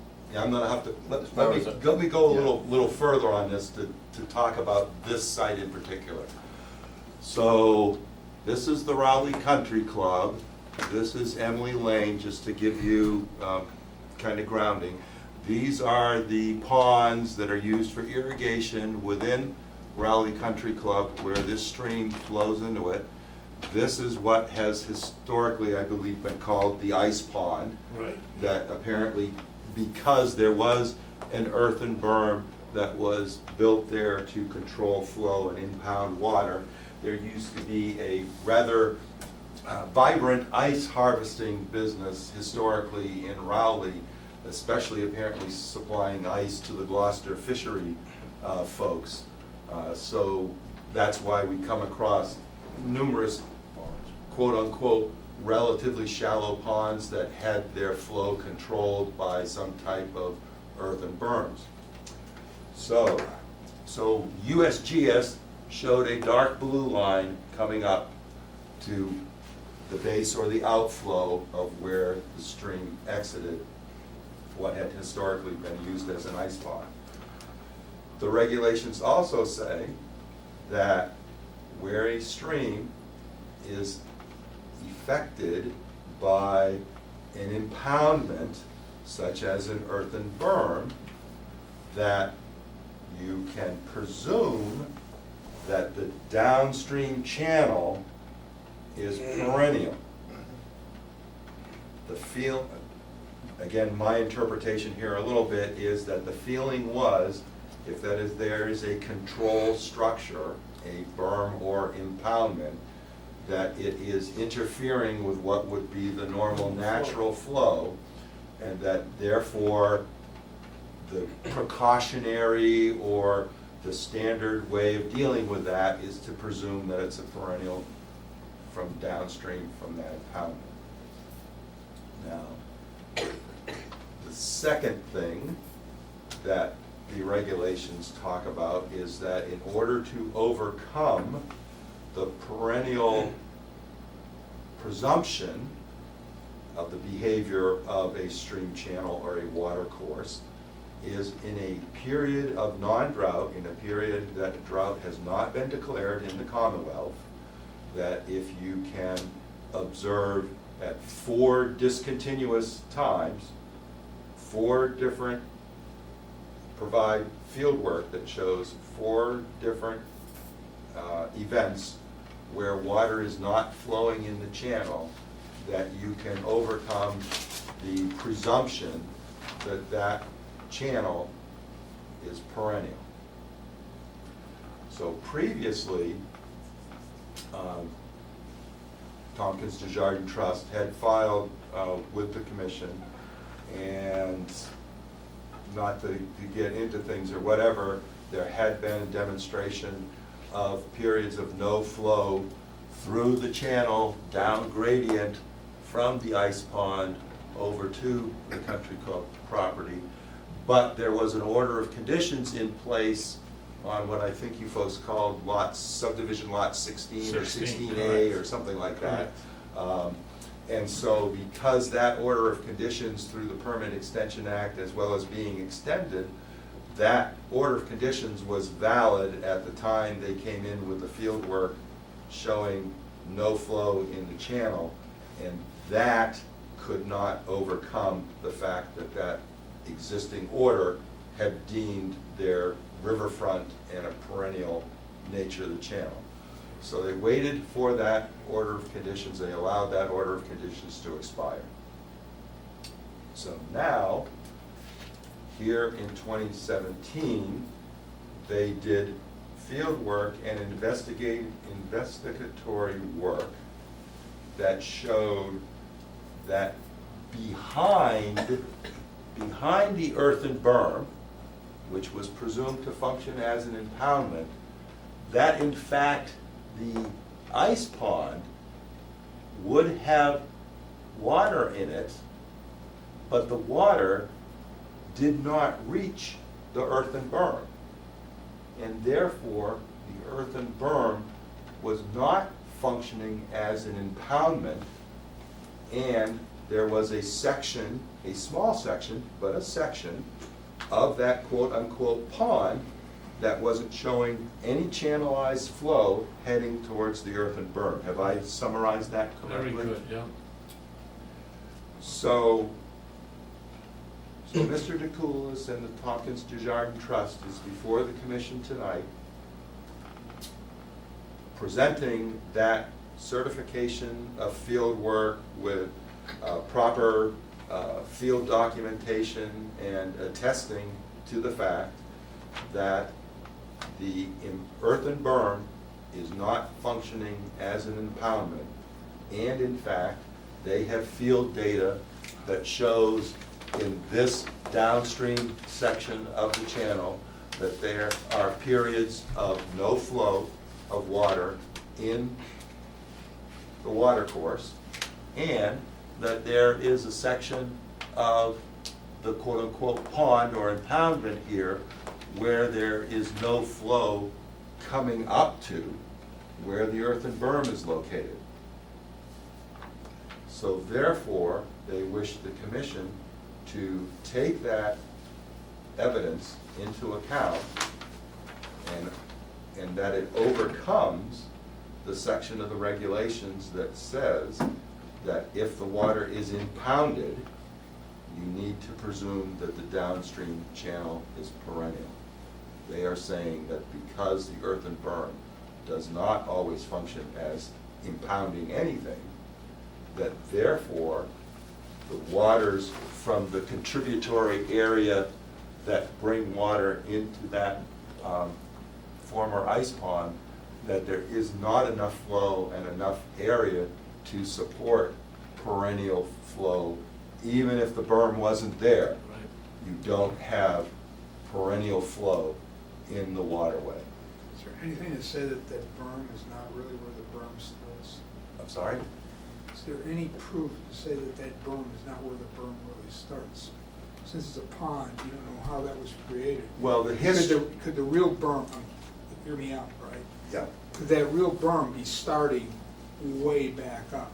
What you don't know, since you haven't been on the commission long enough to know, is that Tompkins Design Trust, through the efforts of Mr. DeCoulis, have in the past submitted a very extensive documentation and in fact reconstructed and rebuilt the earthen berm and installed what was supposed to be a water flow control device, which unfortunately the Beavers sabotaged through their terrorist efforts and rendered non-functional in a short period of time. All I'm trying to say is that could the storage of the water that normally might flow in that stream, river, whatever you call it, right, is being held back farther up the stream? No, this is, let me show you the photo.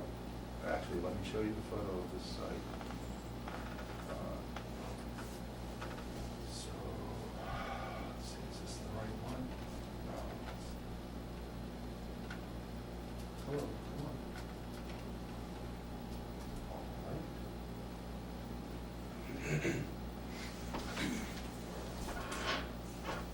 So that's the berm. So here's the berm. There's one of the remnants of the water flow control device. This is looking upstream from being directly on the berm. The area right in here is, I believe, where Greg said the elevational information came from that showed that the water would be at an elevation and still not even reach Right, the and berm. we- He said and we it was. submitted photographs Yeah. back in 2000, that we took in 2015 that show that. So you're saying times there's no water there at all? It doesn't even reach the berm, so the Right. berm doesn't hold it back, because there isn't flow, there isn't enough water that even sustains flow there to reach the berm and be Right. impounded. Howard, are you asking a different question? Are you asking if there is another berm some other place? No, I'm just saying that maybe the natural way of that pond, the way it was created, is that it's actually damming in low water situations, right? The Further- water's being held further back. upriver, yep. Upriver. So it's still a perennial stream, right? It's just that it's being held not by the berm, but by the fact that when they created this pond, right? I've walked this, the I'm beaver, just saying, could it be the back reason the up? beaver deceiver Yeah. was located That's in what I was this, trying to get at. in this earthen berm was because that's where all the focus is of their damming efforts. No, yeah. If there was another restriction. So there is, on the other end of further the pond back- is not another stream. No. You can walk back up and go all the way up to where the Marion Way proposal is, and there's no, So when those pictures were nothing- taken, that whole thing was dry. I'm sorry? So when those dry pictures were taken that showed no water, if you were to walk up there, there would be no water up there at all. Oh, no, there is water, but I'm water. telling you, there's no elevational obstruction to preventing flow from reaching down to this area. Besides the topography. Except for this location. Right, Except for the Right. spot, right. right. Where there's a Starting at rise. Daniel. The pond is, Right. the pond will have water in it, but the stream feeding it doesn't have water in Yeah. it. And the stream. And the going commission out of has it doesn't have documented in the water it. past that the stream channel up above Is flowing dry as into well. the pond Yeah. is Intermittent. intermittent and dry at various points in Right. time Yeah, I'm in just trying to its, get- in its history. Yeah, Total Yeah. clarity that Yep. nowhere in there is that, Yeah. that Yes. there's something else there holding is water no, no, back there besides is, the berm. there is So not another the ponds- impoundment. That's what I'm getting Yeah, at. The right. pond must contain a You spring. have to ask that question. And that goes all the way to Daniels Road. Not necessarily. Goes It under just Daniel's be- Could Road. just it could just intercept groundwater, Yeah. you know, Yeah. because it has quite a large, extensive emergent marsh system in there. It's soggy and mucky a lot. Yeah, those aren't recent, these are killed trees either, that's. Well, the stream in essence arises on the other side of Daniels Road, down by the power plant. Yes. Right. Yeah, out in And- Mr. Ricker's fields. Yeah. Right. Right. Yeah, and it crosses. Some right of it there intercepts, by the river. gets water from coming off of Hunsley Hills Yeah. that comes across Right. Oh, so Haverhill this Street. pond is fed from the other end also Yeah. then? Yeah. Well, the contributory watershed, and you've worked the details on that. Right, includes Hunsley Hills, Yeah, Haverhill Kathleen Haverhill Circle. Street, up to, where the Herricks have the, Stand. corn shed. Oh, it comes all the way across. Right. Yeah, Yeah. So there's something under Daniels Road? Is there like pipes under that? Yes. feeds Yes, it? there is, yeah, it's a 24-inch steel culvert.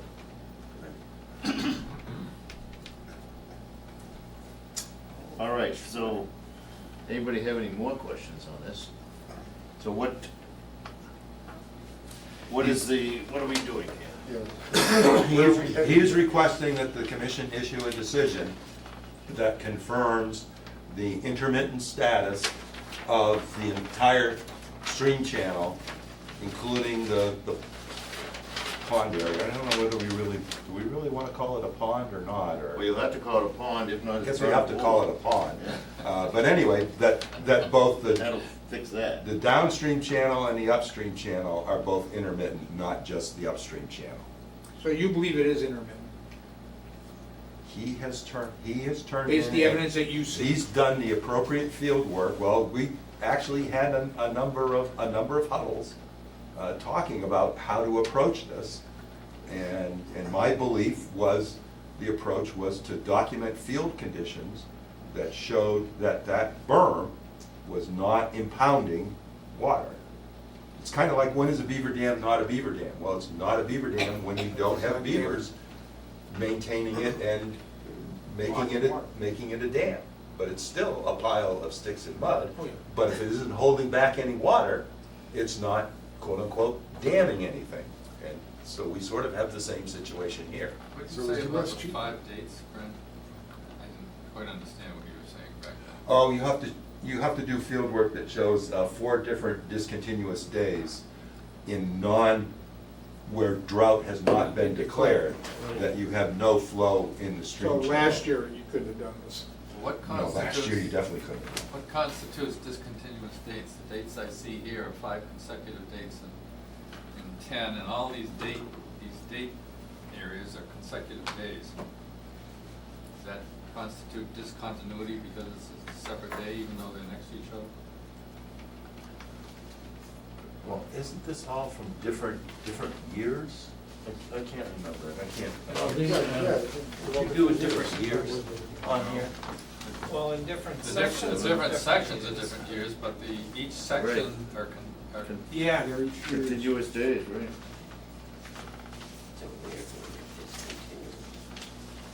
Well, I'm incorrect about them not being contiguous. They are. They are contiguous. Yeah. But he's done it at different times, this isn't the only. So this will result in more lots being available on Emily Lane, yes. on Emily? The whole back. Well, this is basically a decision that there isn't riverfront from that portion down to the border with the country club. And what's the setback is? And it's 100 feet rather than 200 feet on riverfront, 100 feet. You still have bordering vegetated wetlands, Right. and in fact, in order, when I walked down with Mr. Bernard, let's see, let me orient myself where that sort of abandoned beaver dam and lodge is, there's an intermittent stream that comes in from the other side here. So there's still forested wetlands and wetland resource areas over there, and another intermittent stream channel that comes in just above. So it doesn't remove the fact that there are Now- regulated wetland resource areas. When we change what is now declared as stream front Perennial. to, yeah, Right. the intermittent, Right. does the state, does that have to go to the state to be clarified, or? That was my question. We can notify Well, USGS. we're gonna send this to them. You sent to USGS? I'm sorry, no, USGS. oh, no, like I said, US Geologic Service does not perform any type of field evaluation to make that designation. But they use it to make. State The does. Department of Environmental Protection State. chose to use it. Right. They did not necessarily have some type of powwow with USGS, that this ended up being a meeting of scientific minds, that was what it was meant to be used for. That's my understanding, and you Yeah, can correct no, me if you're I'm absolutely wrong. right. So as a point of information, but obviously cannot affect our decision, if it does become a intermittent, that just opens up lots on the back side of Emily Lane. All the way. I mean, we can't ask that, It's but not, I'm just saying. that is not what the proposal I know, is. as I'm saying, I'm just That saying, is I'm not saying it's a part of our decision, it has nothing to do with that. I'm just saying it's a point of information. But Is now that to what- answer my question, It does that have to be it approved? eliminates, or you are not confirming the existence of regulated 200-foot riverfront with, as its own set of regulatory Right. So it criteria. opens up a different set of- It doesn't mean that there aren't regulated wetland resource That have areas still go- still there. Thank you. It's just that particular one which Brings in could- a different could set be of a layer. regulations. Right, right. Thank you, I mean, I'm just trying to keep Yeah, clear. no, All right, well, are we going to be able to get the dates that aren't contiguous? Yeah, I'd like to clarify. I've got to check that, I may have misspoke. Let me check the regulations on that. On what, Brent? That those observations of 4 days in a row. I may have them. No, Well, not, the plan shows 5 days in a row. Right. The regulations only call for 4. And it can But be can in they a be row? in a row? Can they be? Yes, yeah. Yeah, I'd like to clarify whether that Yeah. affects the. Let's do Before we go right down. now. Right. Because you could just block it up Maybe yourself. it need to be 4 days. Yeah, here they are right here. What is it, 10.5? 1058-2.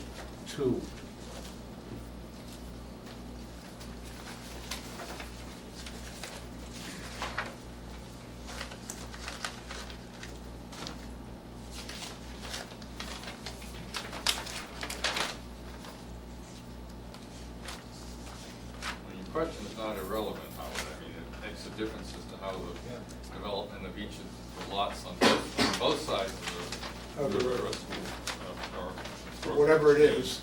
are dealt with, and, you know, you still may be able to get the same amount of lots, but it just means. What's the how- what's the next how- subheading how on that? each lot is configured, but 1058-2 what? 1F.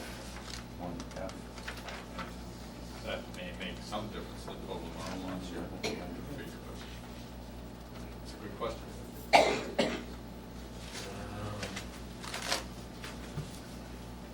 I can't find the section that says 4 or more days.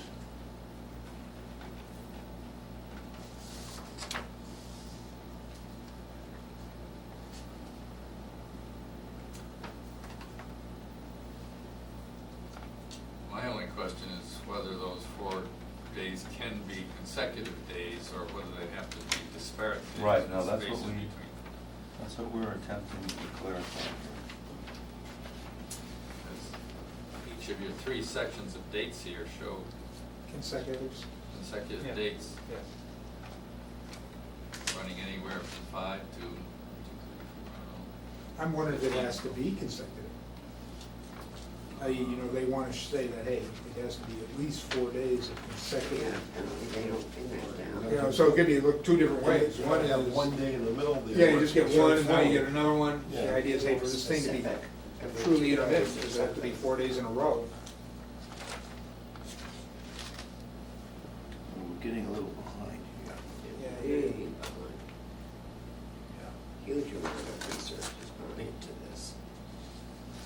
Field work on John's part.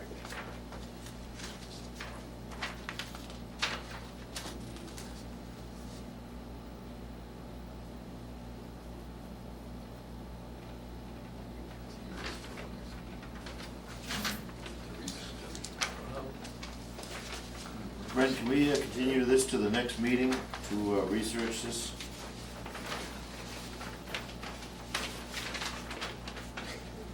You want to make sure you get this right. You want to get this one right. Well, we're still within his allotted 15 minutes. Okay. We're still within his allotted 15 Okay. minutes. Jeez, I thought I could put my finger right on it.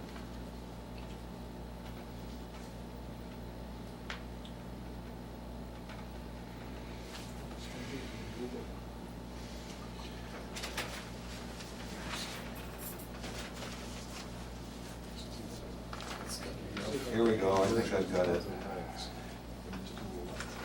Word search.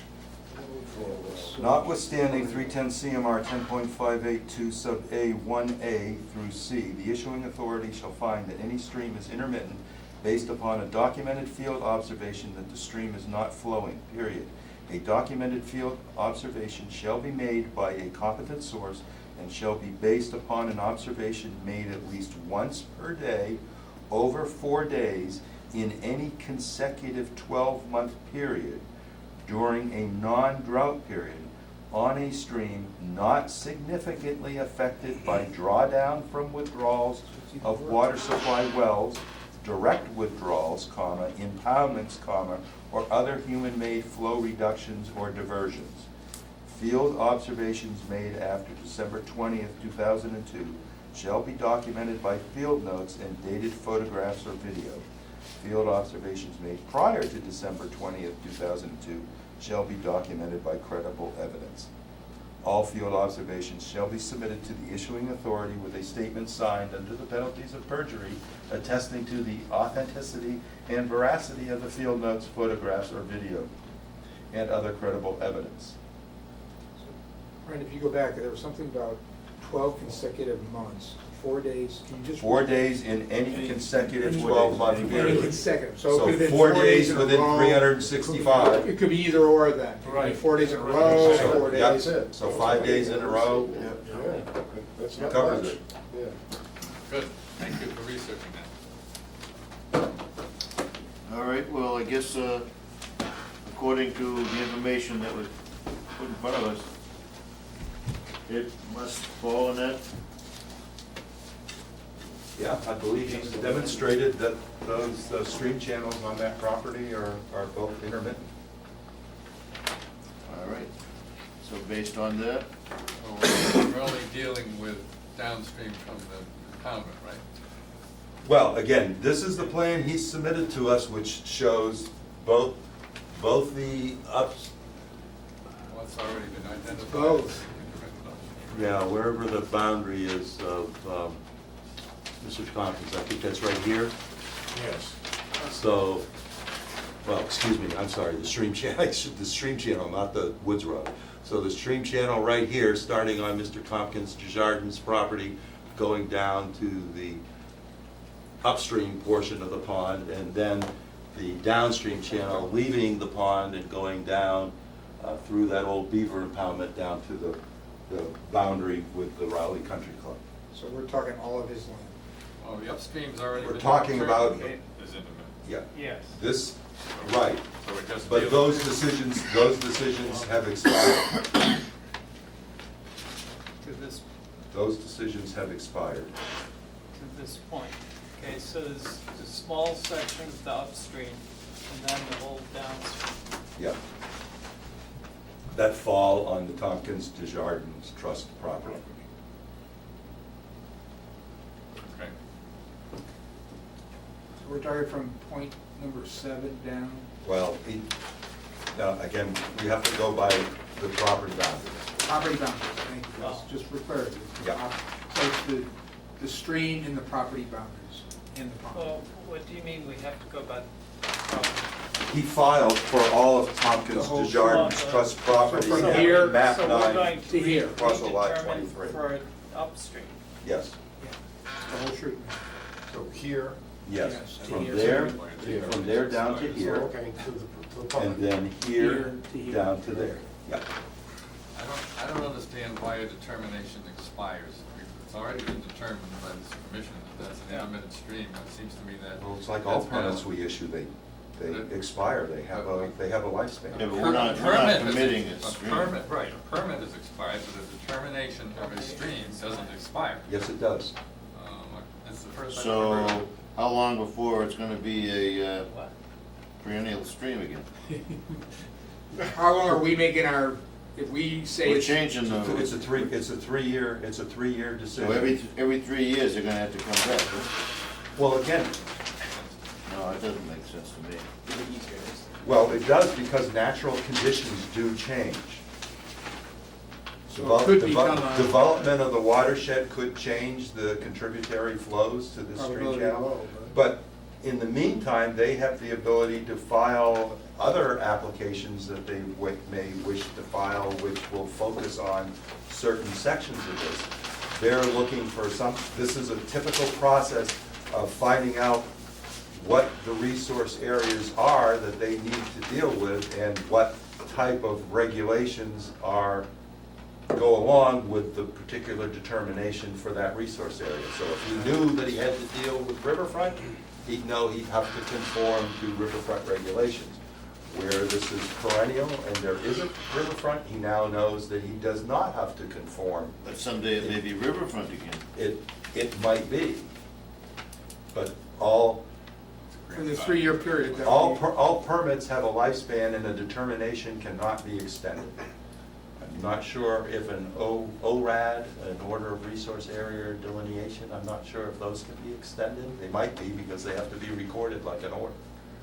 So, I don't. but again, this is, yes, the man-made construct for our permit issuance, they chose a 3-year period. Some of them can be extended, determinations of applicability cannot be extended, so they just have a 3-year span. It's a dumb question. So I now I think we understand the 12-month consecutive and 4 days, and that 12-month consecutive is when you saw the water not running. Yeah. But you can take that data, there's no limit on how far back you went to get that information. Well, yeah, there is within reasonableness, so. But all these dates were more than 3 years ago. But there's been no type of major activity out there that has changed the natural conditions. Take for example, the existence of the Emily Lane subdivision development. Yeah, we have no proof that All there those was lots have been 2010 developed that and were built built. on for over 3 years. What has to be done? Do we have to get a meteorological, Get reports report about to the say that in drought? He 7/31/10? He provided historical documentation of the precipitation levels and the fact that there were not declared droughts During those periods during the of data observation. gathering. That was all part of his submittal. Okay. Okay. Yeah. I've got another question that's completely different than what we've been talking about. This issue is to the intermittency of the stream upstream, as I recall, and recollection may be wrong, was the subject of a lawsuit that the applicant appealed the decision of this commission with regard to something, and the applicant lost on that, and on a technicality, I think. Right. And it seems to me that what we're doing by revisiting the upstream portion of this is that we're redetermining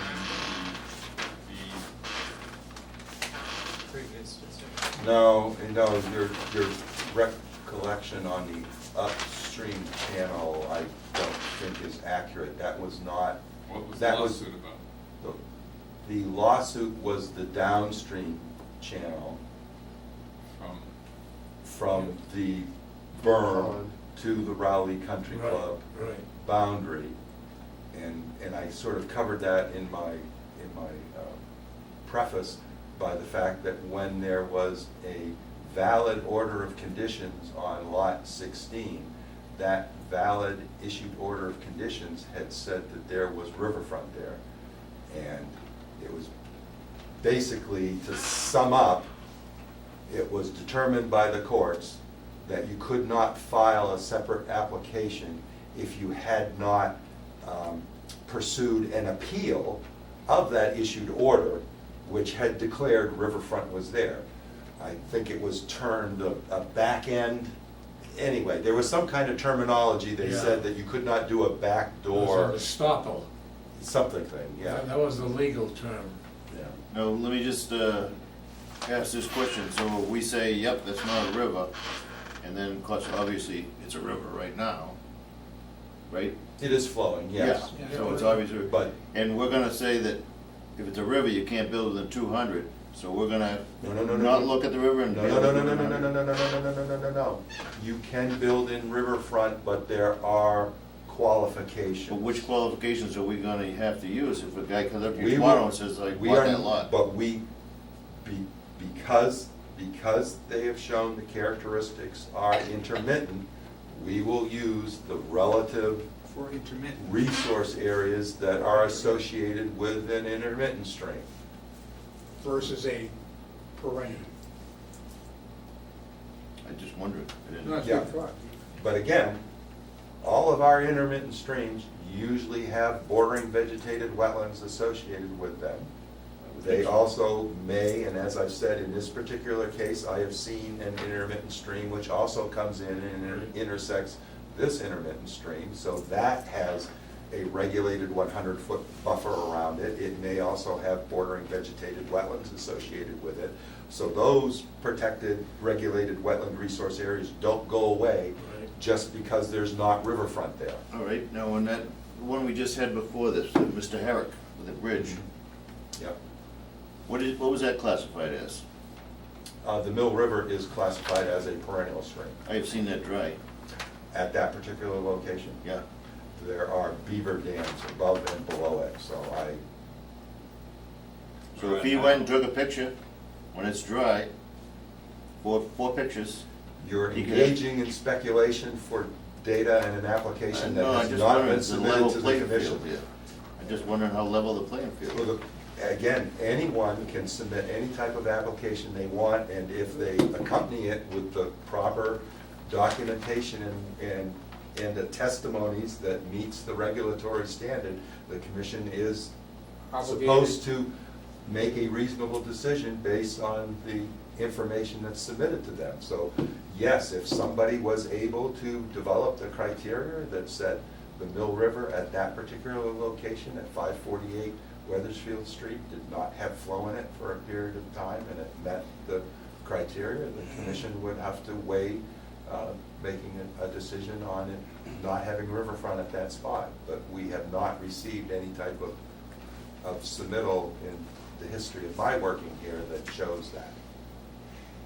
I just didn't know that rule existed. And I'll be honest with you, in the early days, I saw some applications, and I saw some applications on the other side of Daniels Road that presumed that channel, which the commission had already found by Daniels Road to be intermittent, there was an application from right across the street that presumed that it was a perennial stream. Really didn't sound fair. And, that was kind of inconsistent. I don't know the history of it, but that appeared in the record. Some, Kurt, I got your chair. Enjoying the case. All right. Sometimes people submit applications that because they're not focused on the water course, they're doing something else. Yeah. they don't put up a lot of investigatory time Right. into that particular resource area because it's not their focus. All right, based on the information that has been put in front of us, I have a motion. please do. Throw this out for possible discussion further. I move that we consider, based on our discussions today and the evidence presented, that we consider this stream intermittent from the point of location 7 downstream to the property line of the Raleigh Country Club.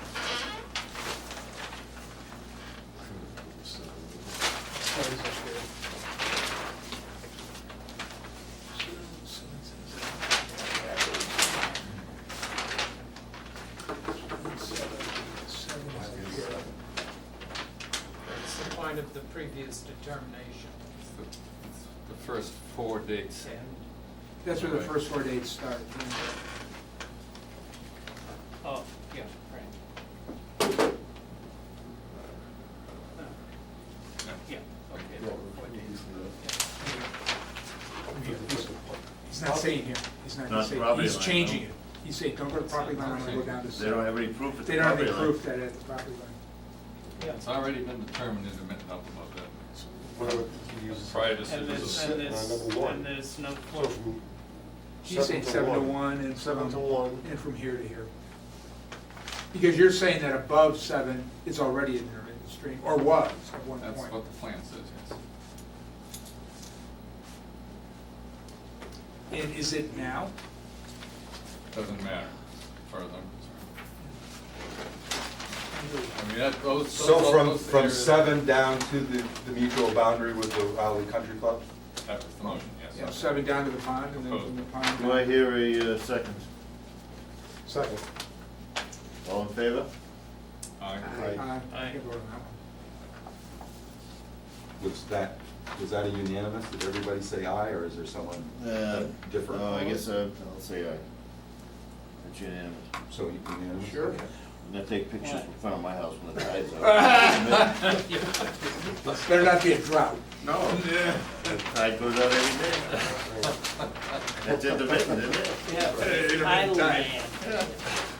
Read the section about tidal Yeah, yeah. affected. There's enough, you didn't go to. Somebody's always gonna have another section somewhere. Okay. Let's call it tidal Mr. section. DeCoulis, Okay, thank you very much. positive determination of intermittent status from field location number 7 down to the Raleigh Country Club property. Obviously not That's a good including idea. the pond, since that doesn't have channelized flow. This is Mills. Okay? Okay. By the way, All right, that brings us to the 8:45 item.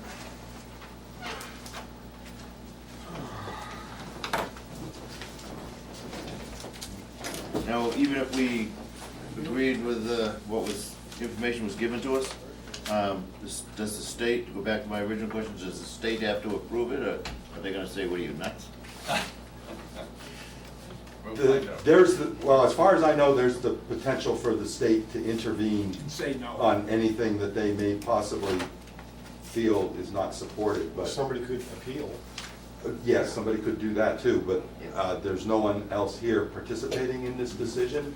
And usually the department takes into account whether someone has actually participated and raised some type of issues with the commission in regards to their decision.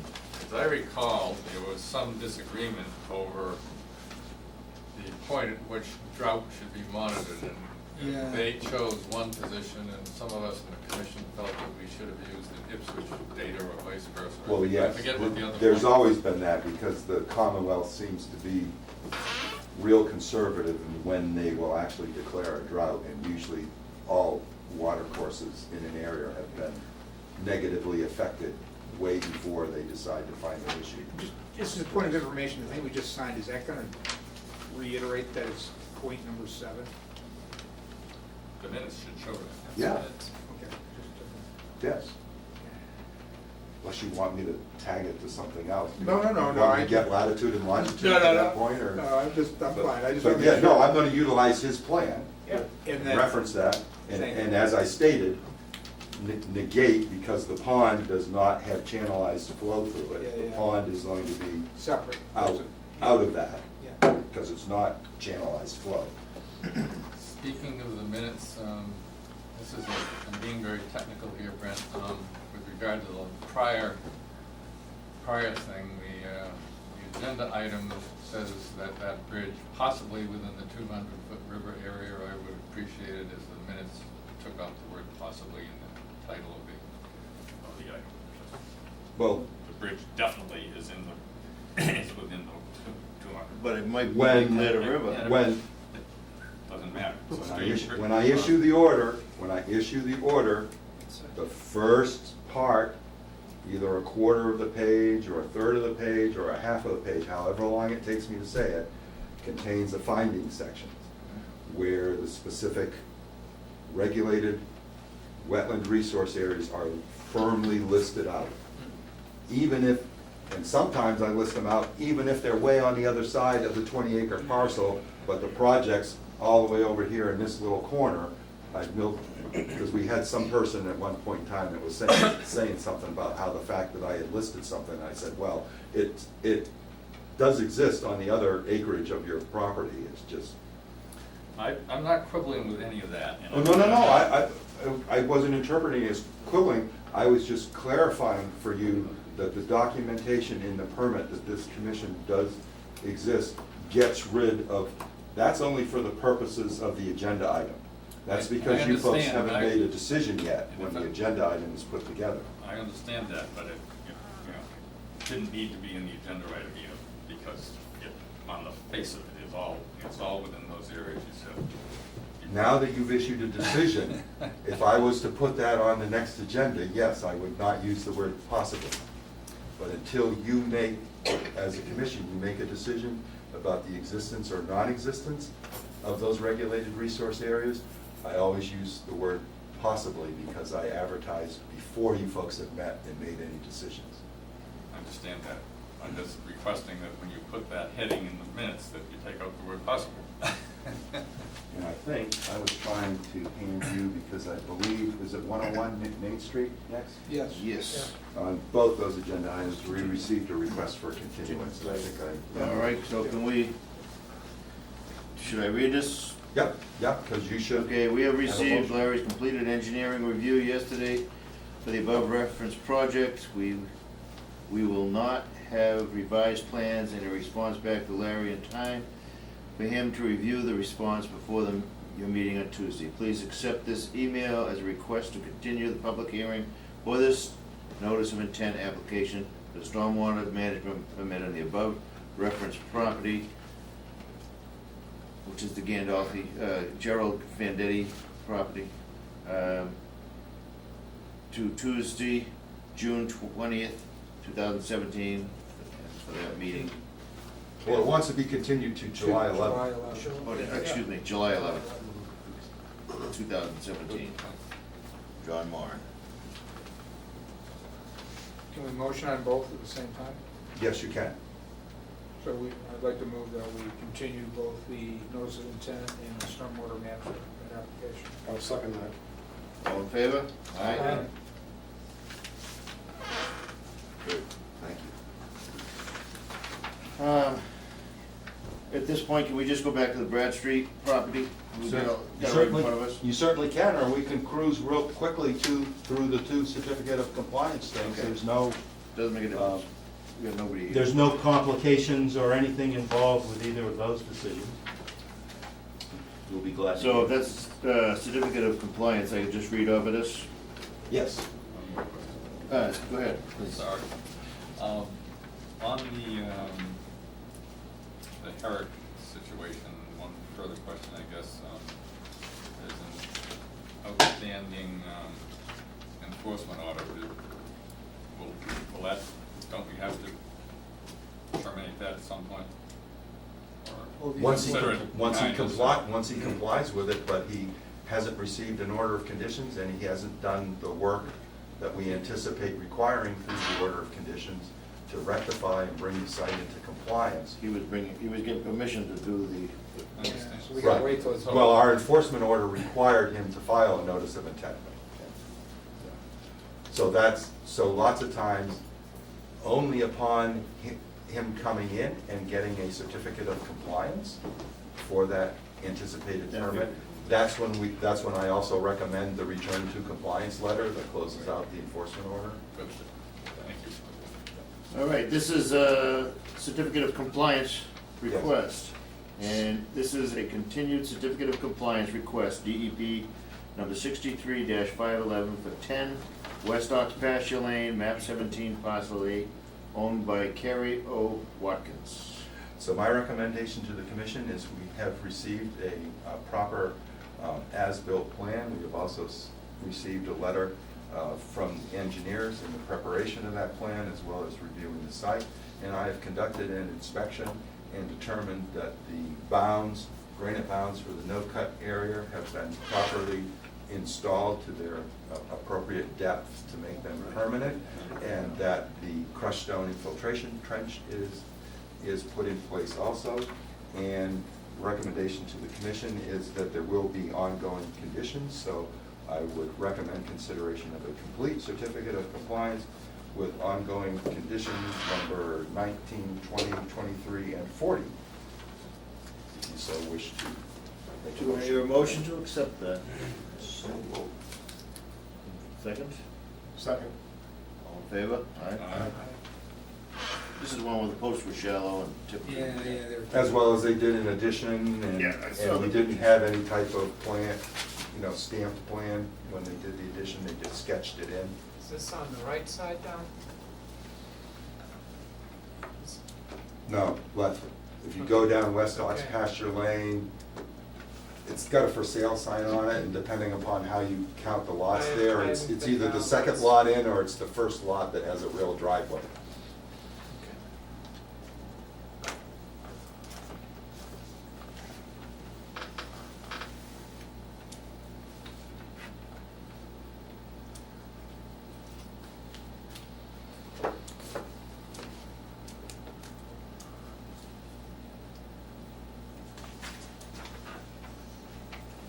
I have to call her first thing tomorrow morning and have this ready.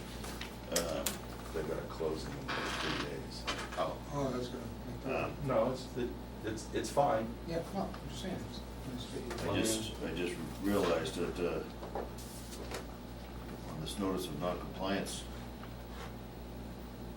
Yeah, well, I yeah. know, I know. So the next one should be a a certificate of compliance request, for 305. DEP 63, 4-470 for 305 Newburyport Turnpike, map 17, parcel 20, lot 47, owned by Prime Realty, Edward Surratt.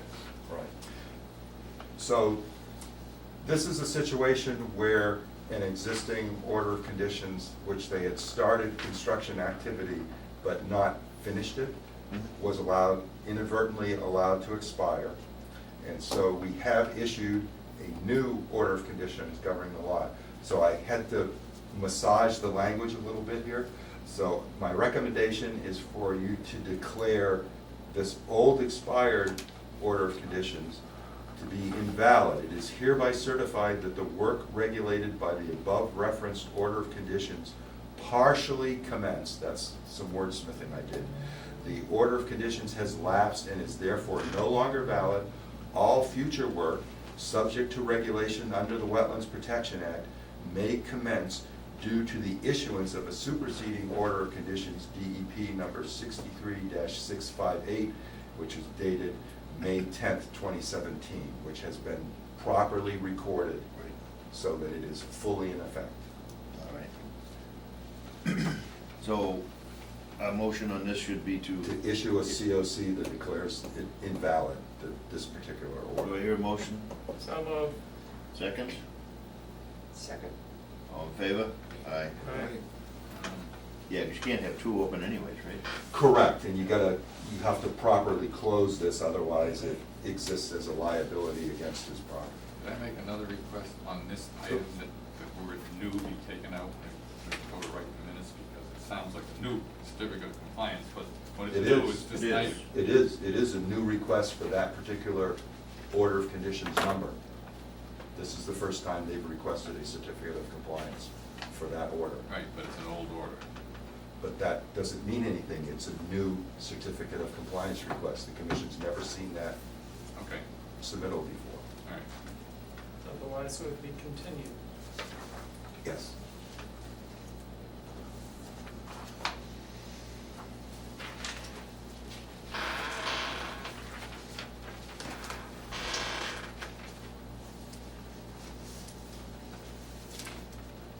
We have a project status report on the Prospect Hill roadway.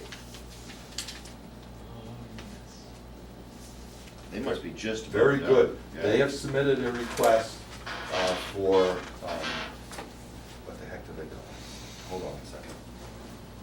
I brought the paperwork with me because I wasn't. Maybe I didn't.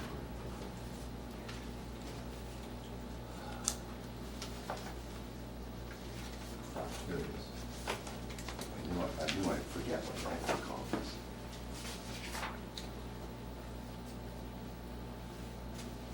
They have requested that the town and their engineering firm declare substantial completion of the project, so they're going to do an inspection. I'm going to go visit the site early. When are you gonna do that?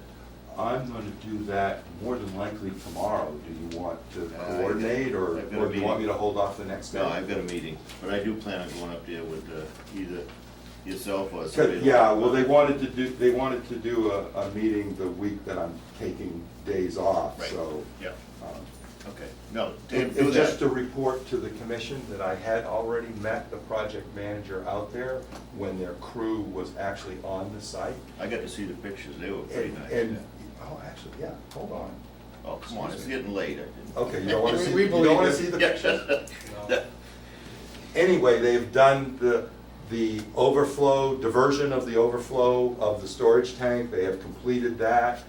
We also put in I had them put in, at my recommendation, some supplemental water bars on the right-hand side below the abandoned tank to help water go off into the woods in case it got down that far. They also rip-wrapped a swale coming from the abandoned tank because there was always water Yeah. coming out from there because of the cut Yep. into the hillside. So we made some on-the-ground modifications that I think will contribute to long-term stability of that site. 982 Yes, this is. Haverhill a- Street and 992, I can tell you that due to some type of miscommunications with Hayes Engineering, they sent the electronic file, but they did not submit the properly revised sketch plan. So he's gonna be in the They next. have, he's tomorrow morning Yep. at 9 AM. Either he or his wife, Jihad, will bring the two printed out sheets so that I can issue that permit. So the issue's all resolved. Okay, good. Or will be resolved. Yeah, that's why I was that's why I mentioned it, kind of surprised Yeah, I to see know. that. I was hoping to have it all wrapped up by the time you met, and really hoping to have them in hand, but having them come in at 9 tomorrow morning is just as good, because he always keeps his word. So that brings us to the Bradstreet Farm Conservation Area review of proposals for farm and license issuance. Right. So I can report to the commission that we did not receive any requests for other farming activity other than what we received from Chickadee Hill. We did receive a verbal phone inquiry about the possible pasturing of sheep, which I had to inform them was, I don't believe we could possibly entertain that because of access issues, trying to come across Mr. Sabatini's land, because the land is not fenced, because we don't have any ability to mandate proper management of animal wastes, and as well as the fact that the commission never discussed, always Well, was. they would obviously need shelter. Yeah, And all sheep are sorts. very rough on ground, because Yeah. they'll take the grass right down. Yeah, well, But they'd eat the invasives. It's a whole bunch. Well, so That's getting outside the field, that. So I did distribute to you, which I believe we had sent out an email. We had, Debbie and I had prepared a license agreement for Mr. Jeff Head of Chickadee Hill Farm. He also came in, and he and I sat down to let you know, and we reviewed this document in its entirety, as well as the fact that we have the provision in there that does call for a license fee, but it's worked out so that he will provide in-kind stewardship services, trimming brush, mowing the fields, or whatever, that will basically should result in no exchange of monies. That's good. But the commission will receive land stewardship activities on this conservation area that will help maintain those fields and the field edges on it. That's a You good gonna idea. get crop cabbage in this year?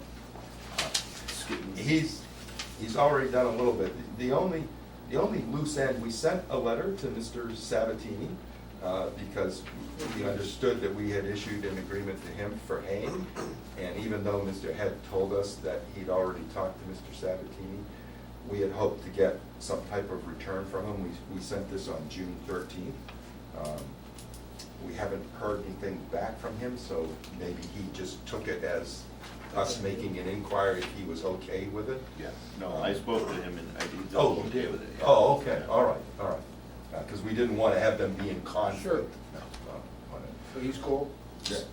So. He was haying it As a- just to keep it clean. from getting Yeah. invasive. Yeah, mowed. Because I mean, you weren't here a couple of years ago, we all went down there to do a site visit and, geez, I mean, it was, Yeah.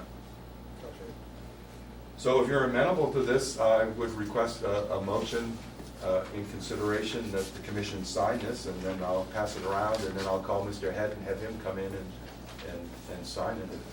well, here's his motion. Second? Second. All in favor? Aye.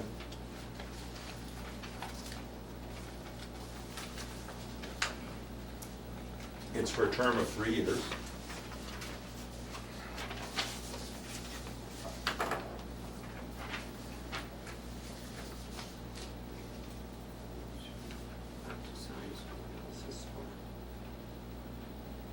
What was he gonna grow, cabbages and something else, turnips? Pumpkins. Pumpkins. Pumpkins, if I remember Which will correctly. probably do good there. Could probably do it, probably do okay if you put some like. Yeah, it is. They farm the field. Bees to pollinate pumpkins? With cabbages that went bad. Oh, I'm mistaken, Also, we passed you know, a guy around from Reading the was wrong the- signature form at the last meeting. Roger, signing things, could you possibly sign this also? Oh, yeah, I forgot. Thank you very Yeah. much. Bees to get rid of. Yes, sir. I'd forgotten that second time. Just really bad.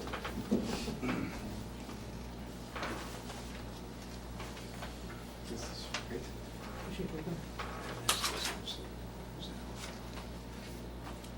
Well, pumpkin prices have gone up a lot these days, so the more pumpkins, we be some downward pressure on the prices.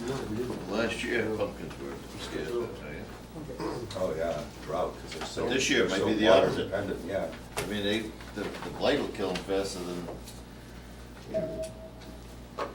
Okay, that brings us to, Just before we move Okay. on, just document we just signed. The term of this license shall be for 3 years. Yes. Commencing January 1st, 2017, and ending December 31st, 2020. Is that right? 17, 18, three growing seasons. Yeah, So 18, 17, 17, 18. 2017 to 2020. That's 4 years. that's 4. Huh? He may be right. That's 4 years. No. Yes. 4 and 7 would be 21. You got this year's the 17, the 18, the 19, You're and saying, go through December. saying December 20, 31st, a day shy of 2021. That's 4 years. Oh, That's right. Well, perhaps we could. well, I'll fix that. Okay. It's not on the signature page, though. I don't foresee a problem. Good catch. Yeah, it should end December 31st of 2019, Right. 17, 18. We'll fix it. You're right. Or you can make it 4 years. Dodge Reservation, Yeah, but then I just changed the 4 to 3. 390 Weathersfield Street, a review of proposed conservation restriction.